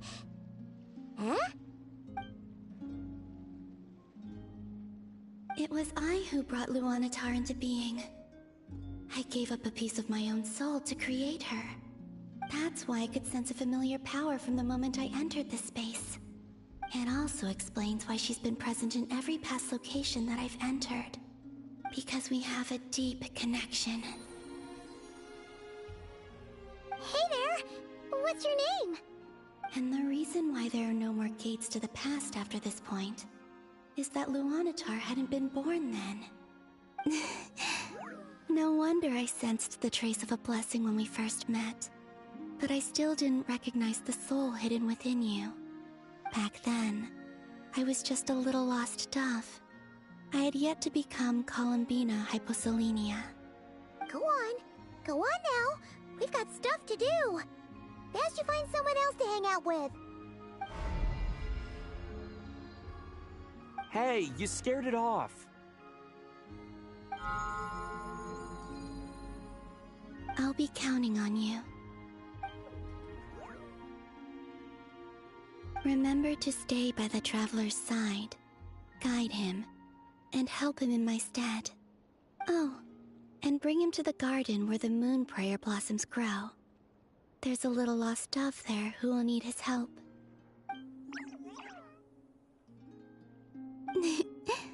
Go on.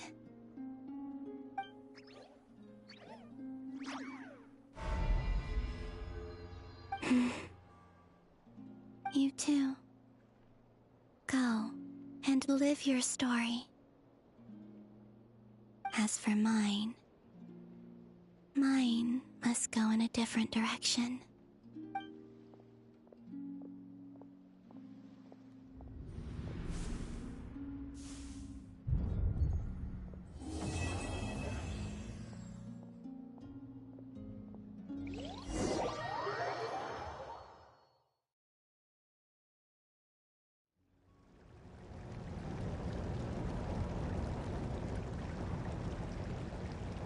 How would you like to experience the thrill of never being held accountable for your actions?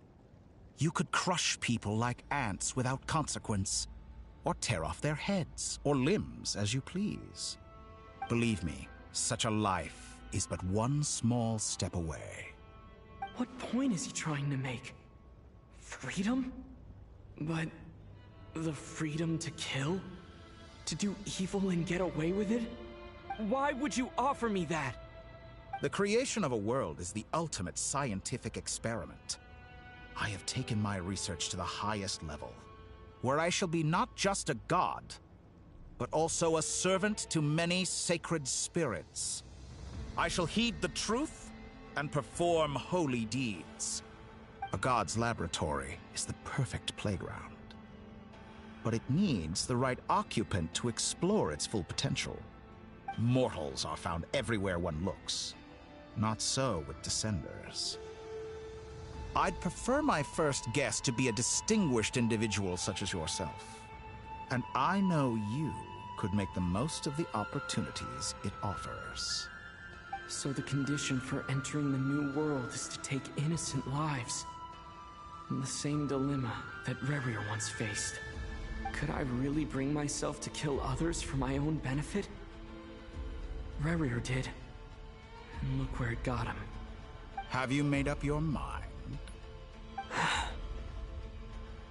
I can't do it.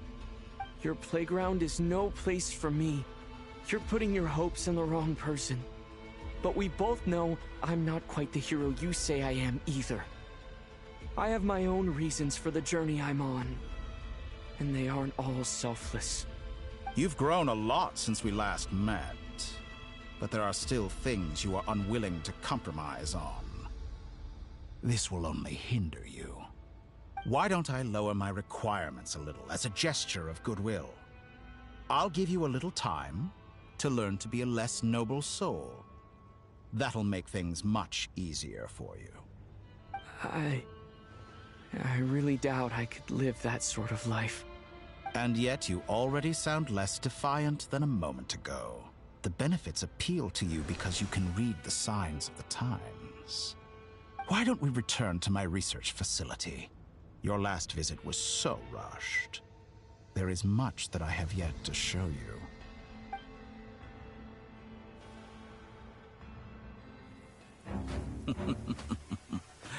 Now to that question, Heroes don't attack from behind. Guess I'm no hero. This is most disappointing.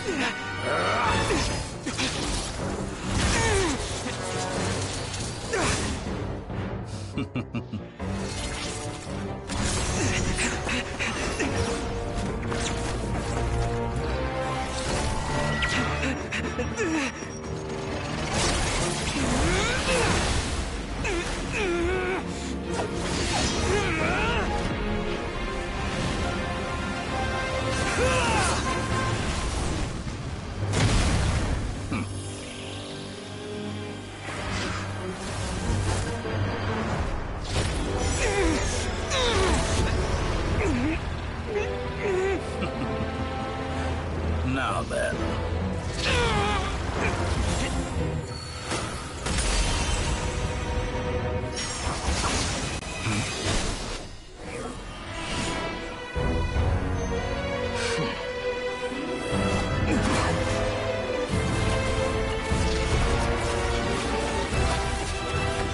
A new face. Interesting.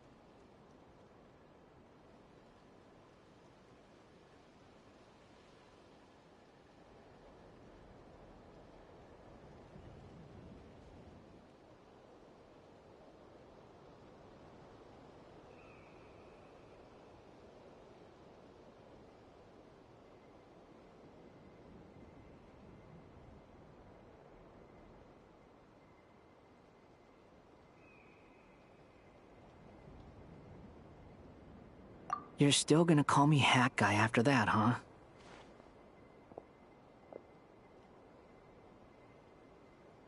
I didn't see anyone else in there who needed saving.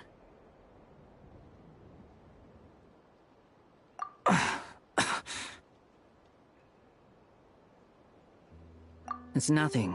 I'll be fine. Why are you looking at me like that? Is it that shocking that I'd come to your rescue? I owed you a favor back in Sumeru. Now we're even. Distracting Dotori was tough. I won't lie.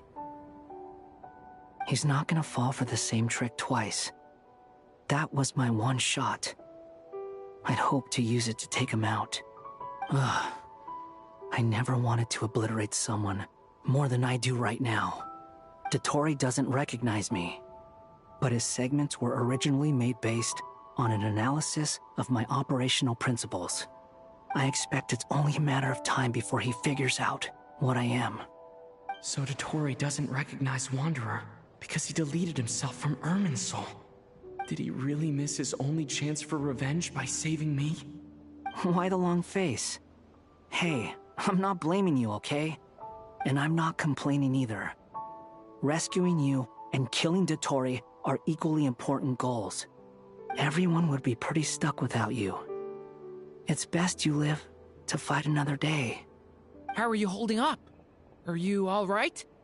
Hat Guy said to put safety first, so we agreed to run as far away as we could after leaving the energy field, and only meet up once it was safe. You don't look injured. It seems that Dotori didn't do anything to you. Alright. Rescue operation complete. Let's head back. There's a lot more work to be done before this is over.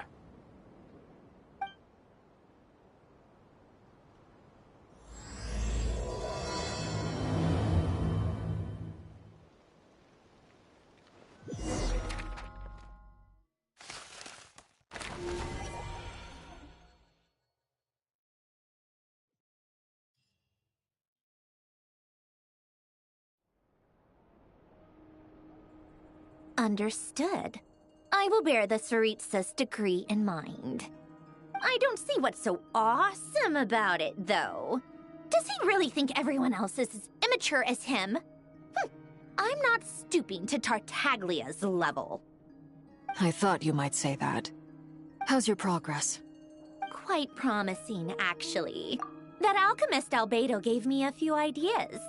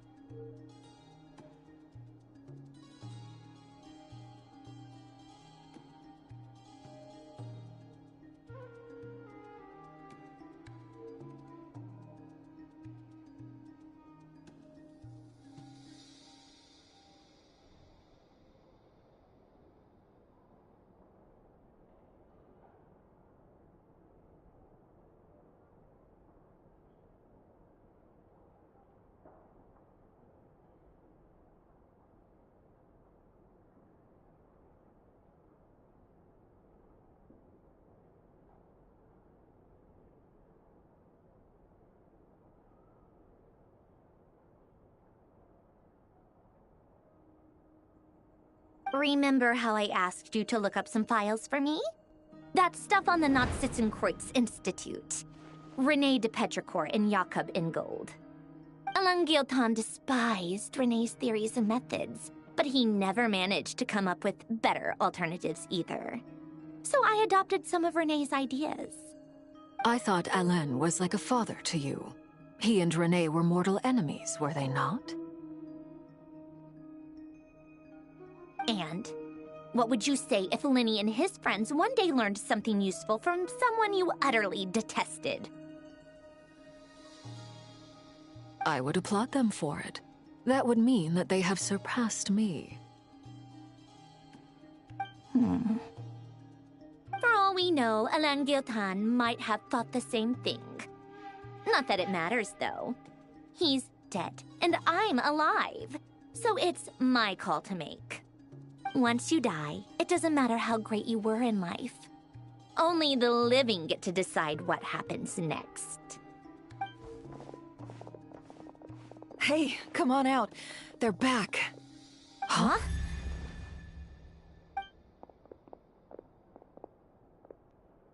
You're back? And your head's still screwed on? And you still have all your limbs? What does it look like? Way to keep your composure, madam.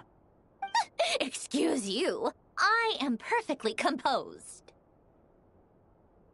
Glad you're okay. Yes, it's a huge relief. Worry? Oh, yeah, right. You think we, the Fatui, were worried about you? We were worried sick. Hey! The Traveler and I were already friends. You are free to join this mission in whatever capacity you please. Much like your tea parties. It's a laugh a minute with you guys. I must say, I was quite surprised when Mr. Albedo told me he would need no additional aid. We discussed this on our way back as well. I am rarely so unequivocal, but in this case, we had full confidence in Hat Guy. He said he knew what he was doing. Albedo and I pretty much had to just wait outside on standby. Meanwhile, Hat Guy broke into the energy field and rescued the Traveler solo. You didn't have to mention that. Well, I'm thoroughly impressed. You are a force to be reckoned with, Hat Guy. Is he back? Is he really back? Traveler! It's really you!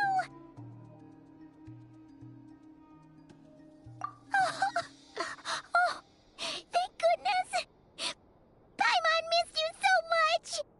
You can finally breathe easy, Paimon.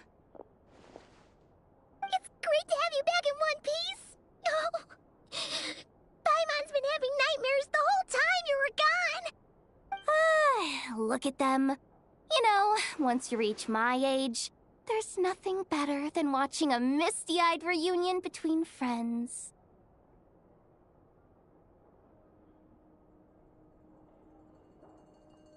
It's nothing. Same goes when you get to my age, too. I bet Ino and Anefa would be tearing up as well if they were here.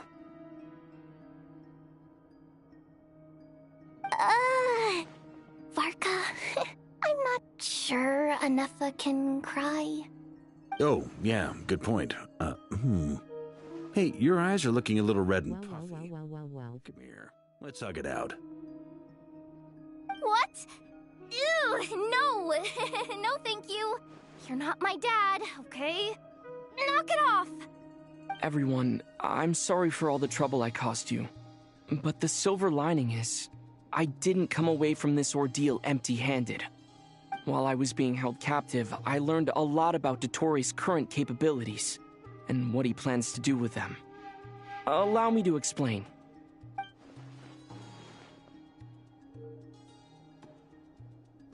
The three moon goddesses were even more powerful than we imagined. No wonder Dottore believes himself to be equal to the gods. Maybe even superior. Utter blasphemy. While everyone was gone, Nefer and I made an interesting discovery. And I believe Miss Sandrone has something to share too. Ma'am, perhaps you could do the honors?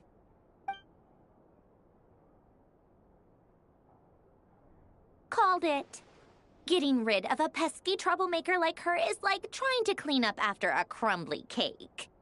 It always comes back to haunt you.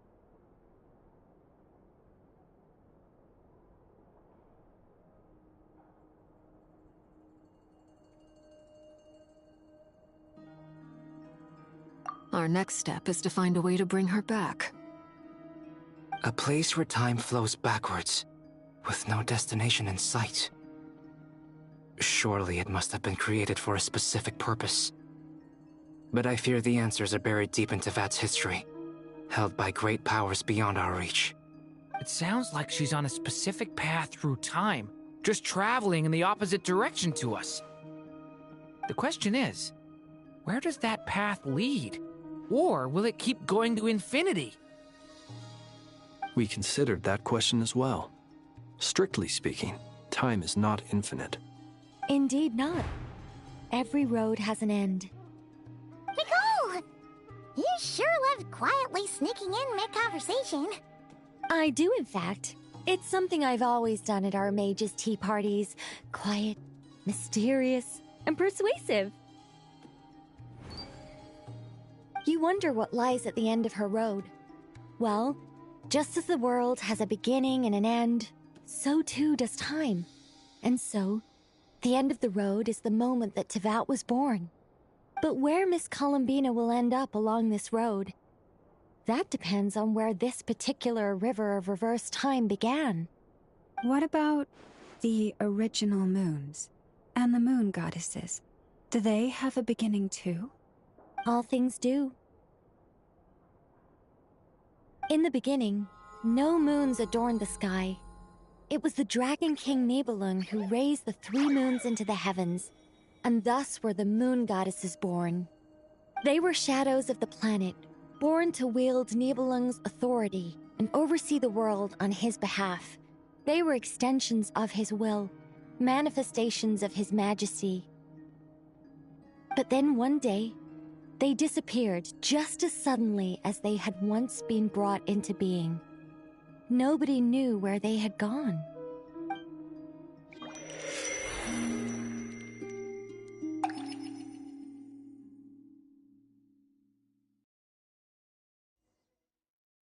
Like I thought, no more paths back to reality have emerged since.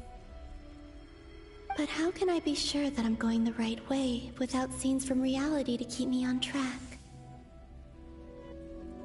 I can't even be sure of how long I've been walking for. The further I travel, the less stable this space becomes. There are even moments where I can sense something that feels like abyssal energy. They can just materialize out of thin air. I have to keep my wits about me.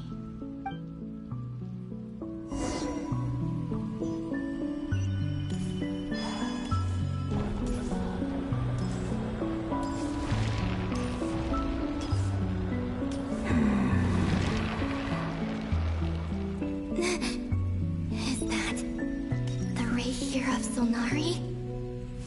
I can't...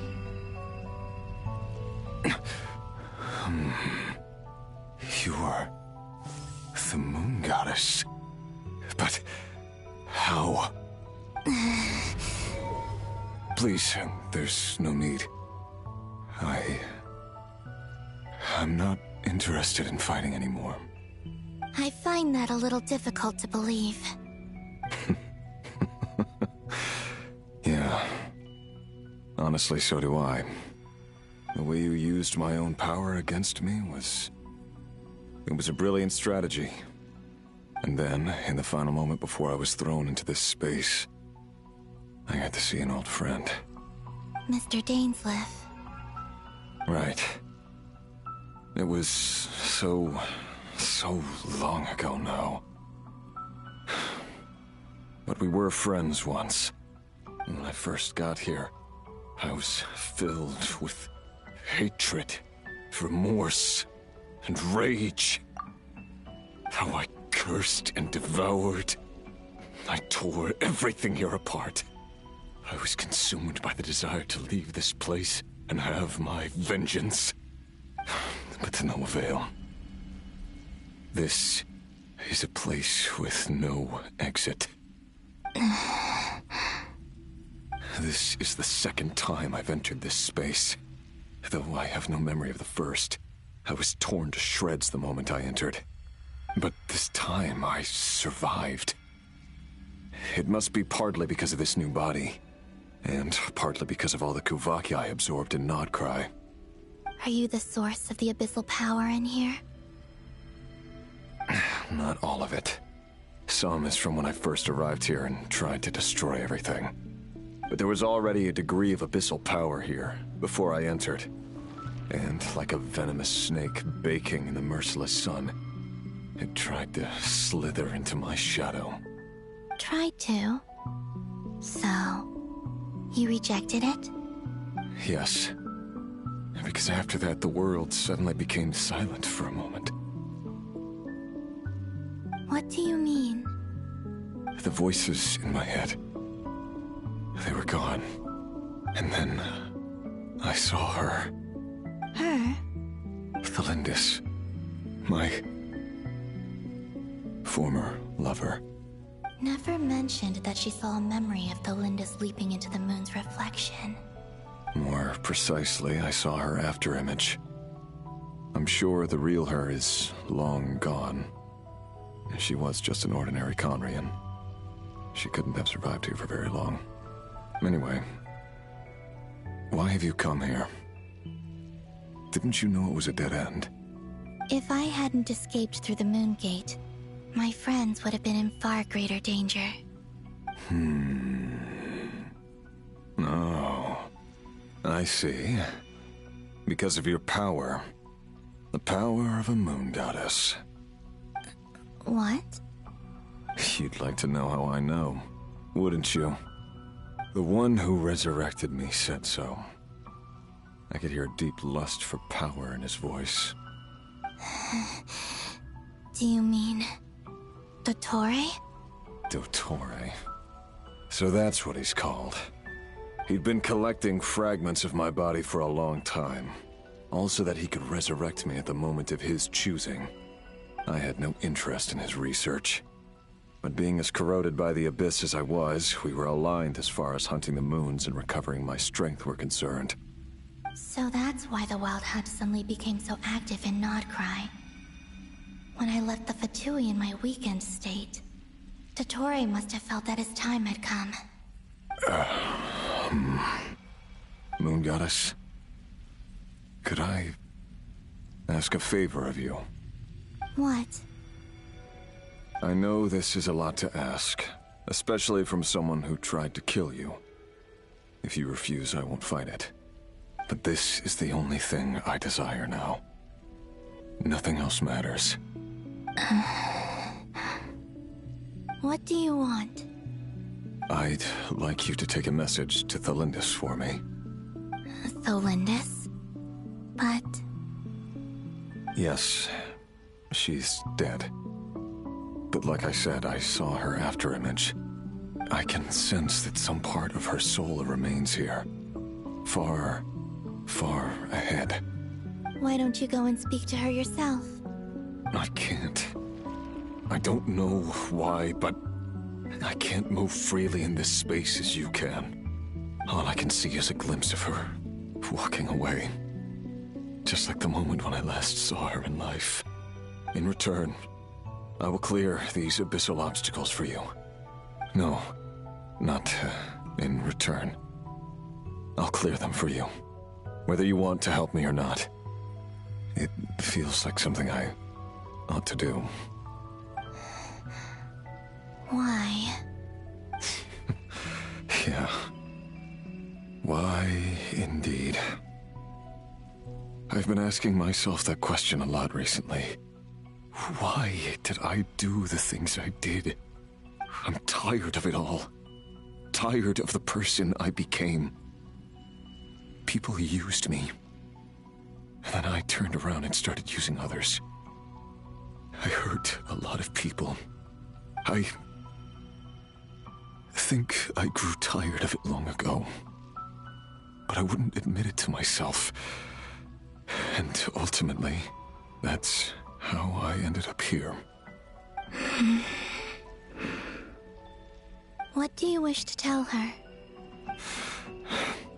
All of it. My past. My mistakes. Everything that happened after we were separated. Is it okay if I give her the abridged version? Yeah, I'm sure there's plenty you can skip over. Just tell her the important parts. Whatever you think that means.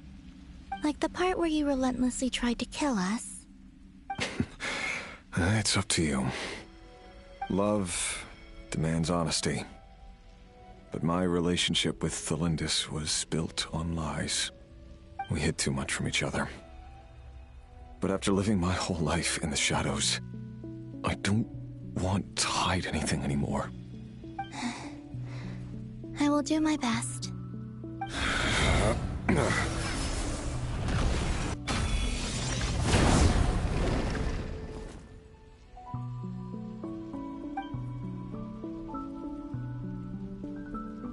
There.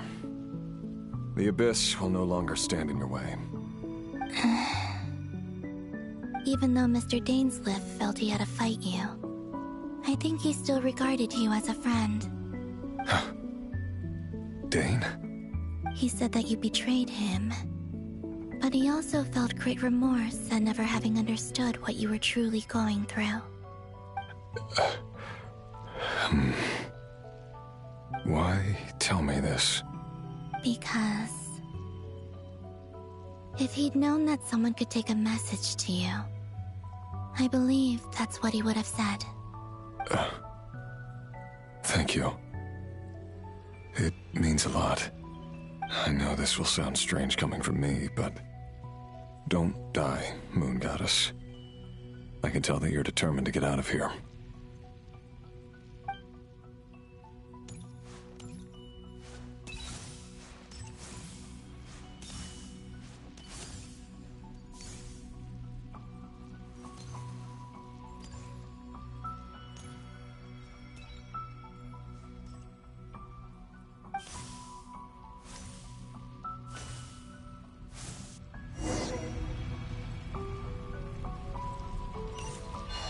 He kept his word.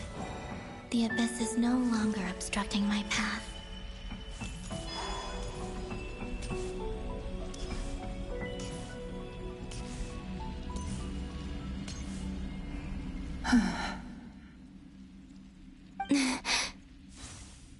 Is that Thelindis? She wasn't far off at all. And yet, they can never meet. Hello, Miss Thelindis. Who are you? How do you know my name? I've never seen anyone else here before. You can call me Columbina. I promised Rerir that I'd bring a message to you. Rerir? My Rerir? Is he well? He's doing better than he was. Better than he was, huh? Sounds like he's had a pretty rough time. Others have had a rough time on his account too. In many cases, their time ran out because of him. And I'm not just talking about the children of the Crimson Moon. So, things got worse before they got better. Could you tell me what happened, Miss Columbina? Are you sure you wish to know? Yes. This is my opportunity to learn the truth. No matter how hard it is to hear, I have to know. I admire your courage. However, time is short. I cannot stay here for long.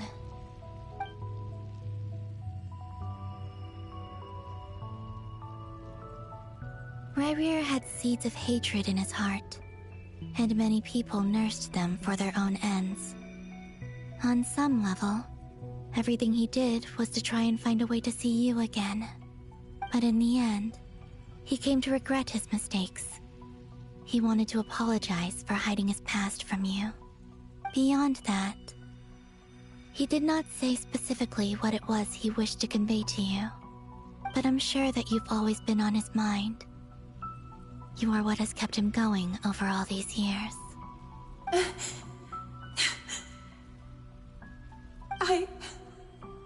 I'm sorry, Miss Columbina.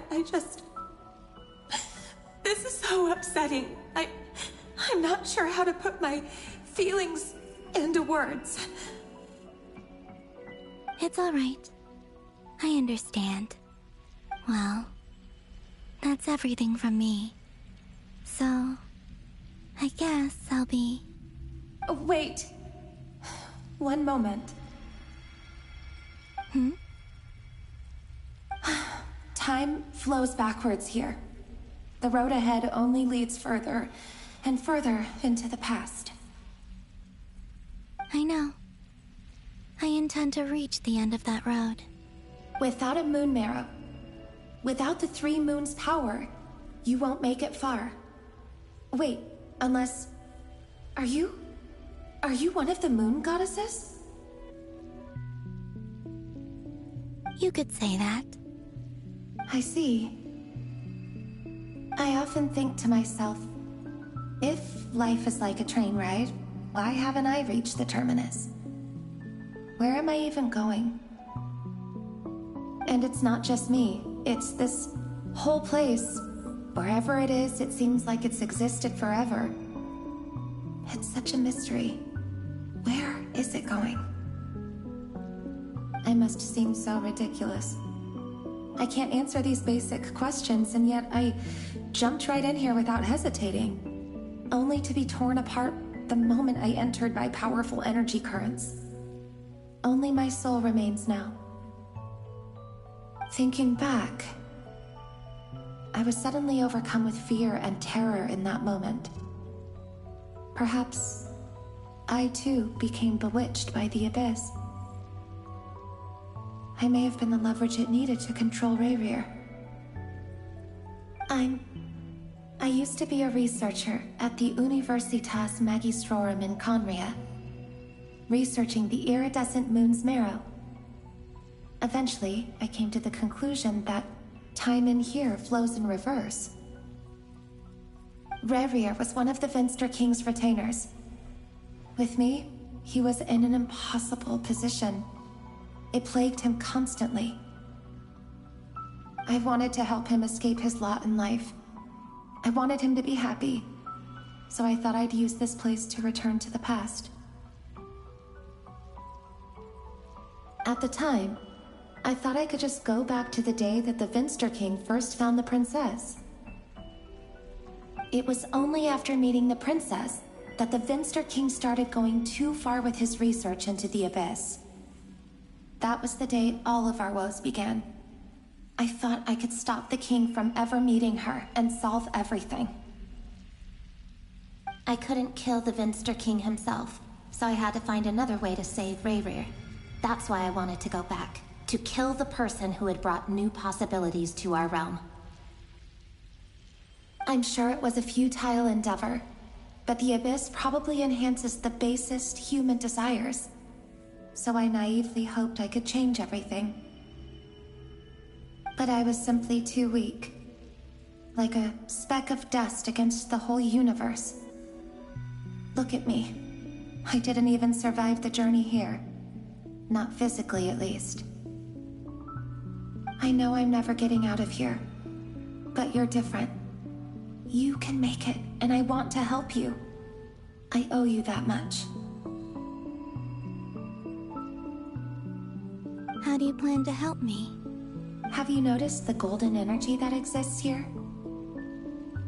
Based on my past research and my observations since coming here, I believe they carry you forward faster. I can share what I've learned, and help you understand the pattern in which this energy appears.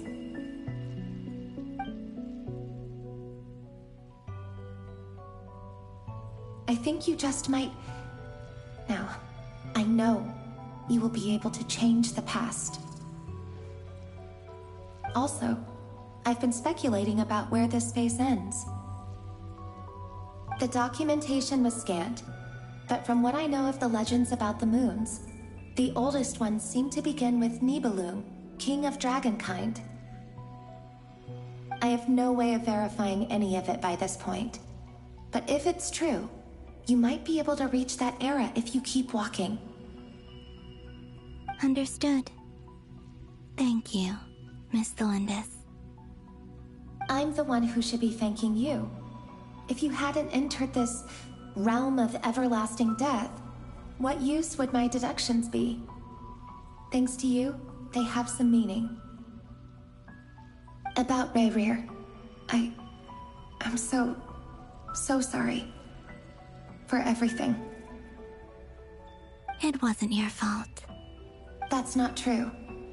Because we both feared bringing trouble upon each other, neither of us ever told the truth. And that dishonesty sealed our fates.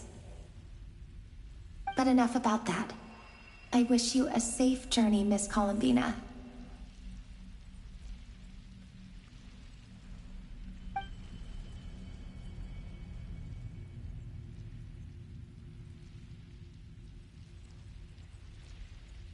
And may the outside world never have to experience pain like this again. Rayrir, you're there, aren't you?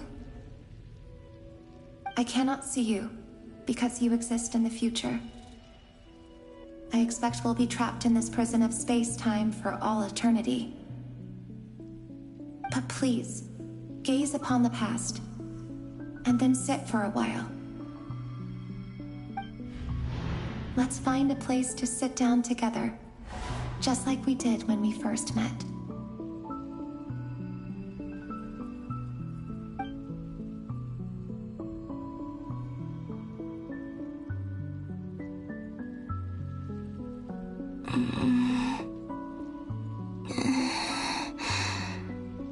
How long have I been walking?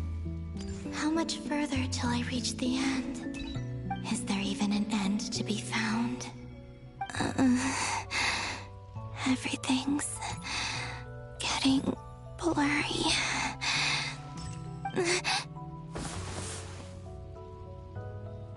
Huh? Are you all right, little sister? Have you come from the distant future?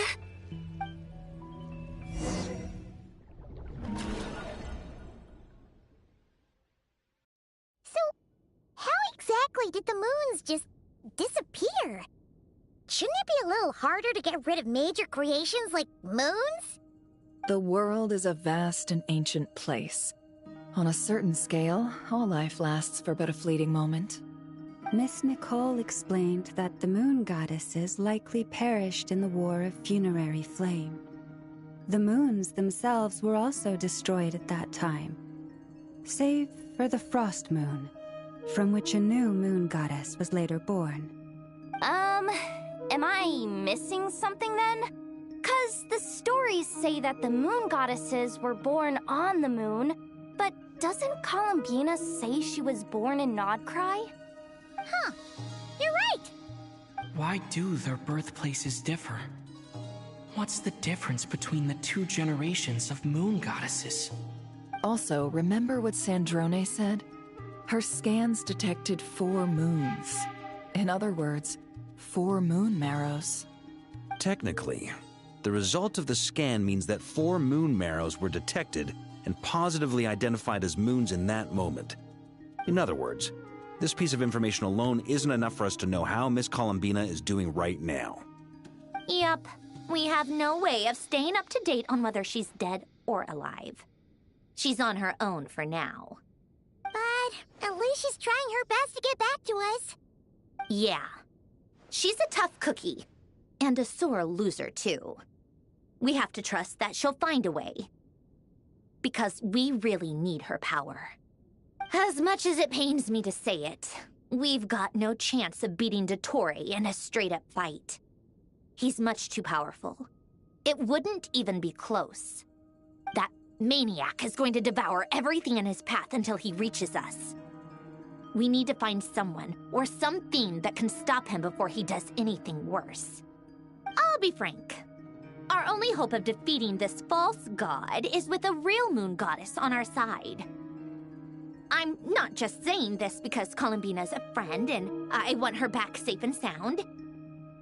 It's just the truth. And I know that even she was no match for him when he attacked, but I don't have a better solution. We're not giving up on saving her, whether she can defeat Dottore or not. Right. Don't worry, Miss Sandrone. We're all aligned on saving Columbina. No one's trying to argue that we can only justify saving our friend because it will help save the world. This is about multitasking. We want to save both. So... she's more than just a moon goddess to you guys? Absolutely. Duh! She's part of the gang! And you are too, you know. Yes, I know. You don't need to labor the point. I knew that the moment I came running over with my documents that I was part of the in-group. I mean, if Arlecchino can fit in, I certainly can. Anyway, as for how we get Columbina back, I've been working on it constantly. But I think I'm still lacking certain information about the moon. I'd probably get there if I could continue my calculations, but the problem is, I've run out of computing power. Computing power? You mean you need more energy? No, the issue isn't energy, it's processing power. There's so much data to get through that the whole process has just ground to a halt. That's a tricky problem. René de Petrichor of the Nazissenkreuz Ordo once foretold the fate of the world. But I don't know how he did it. My guess is that he used the primordial sea's power. However, that won't work for me. His methodology was vastly different from my own. What's worse, they're incompatible. And, to top it all off, we can't even leave Nodcry. Ugh, this is so annoying. If I'd known we'd run into a bottleneck like this... Well, no, the design bureau's a bust as well. Curse that Dottore! Couldn't have made this harder for me if he tried. What do we do then? How about we grab a bite to eat and take a break? Maybe something will come to mind after you've cleared your head. You don't get it, do you? I'm trying to calculate the fate of an entire world here. And I need accurate results, not big prophecies. Where the heck am I gonna find the computing power for that? Ahem. Anyway, time to shelve the discussion on technical difficulties. Being a killjoy isn't very ladylike, after all. Either way, we've done what we can. Rest well, everyone. Remember to let us know if anything new comes up. Hat guy? Is he hinting that we should talk outside? Let's go somewhere a little more private.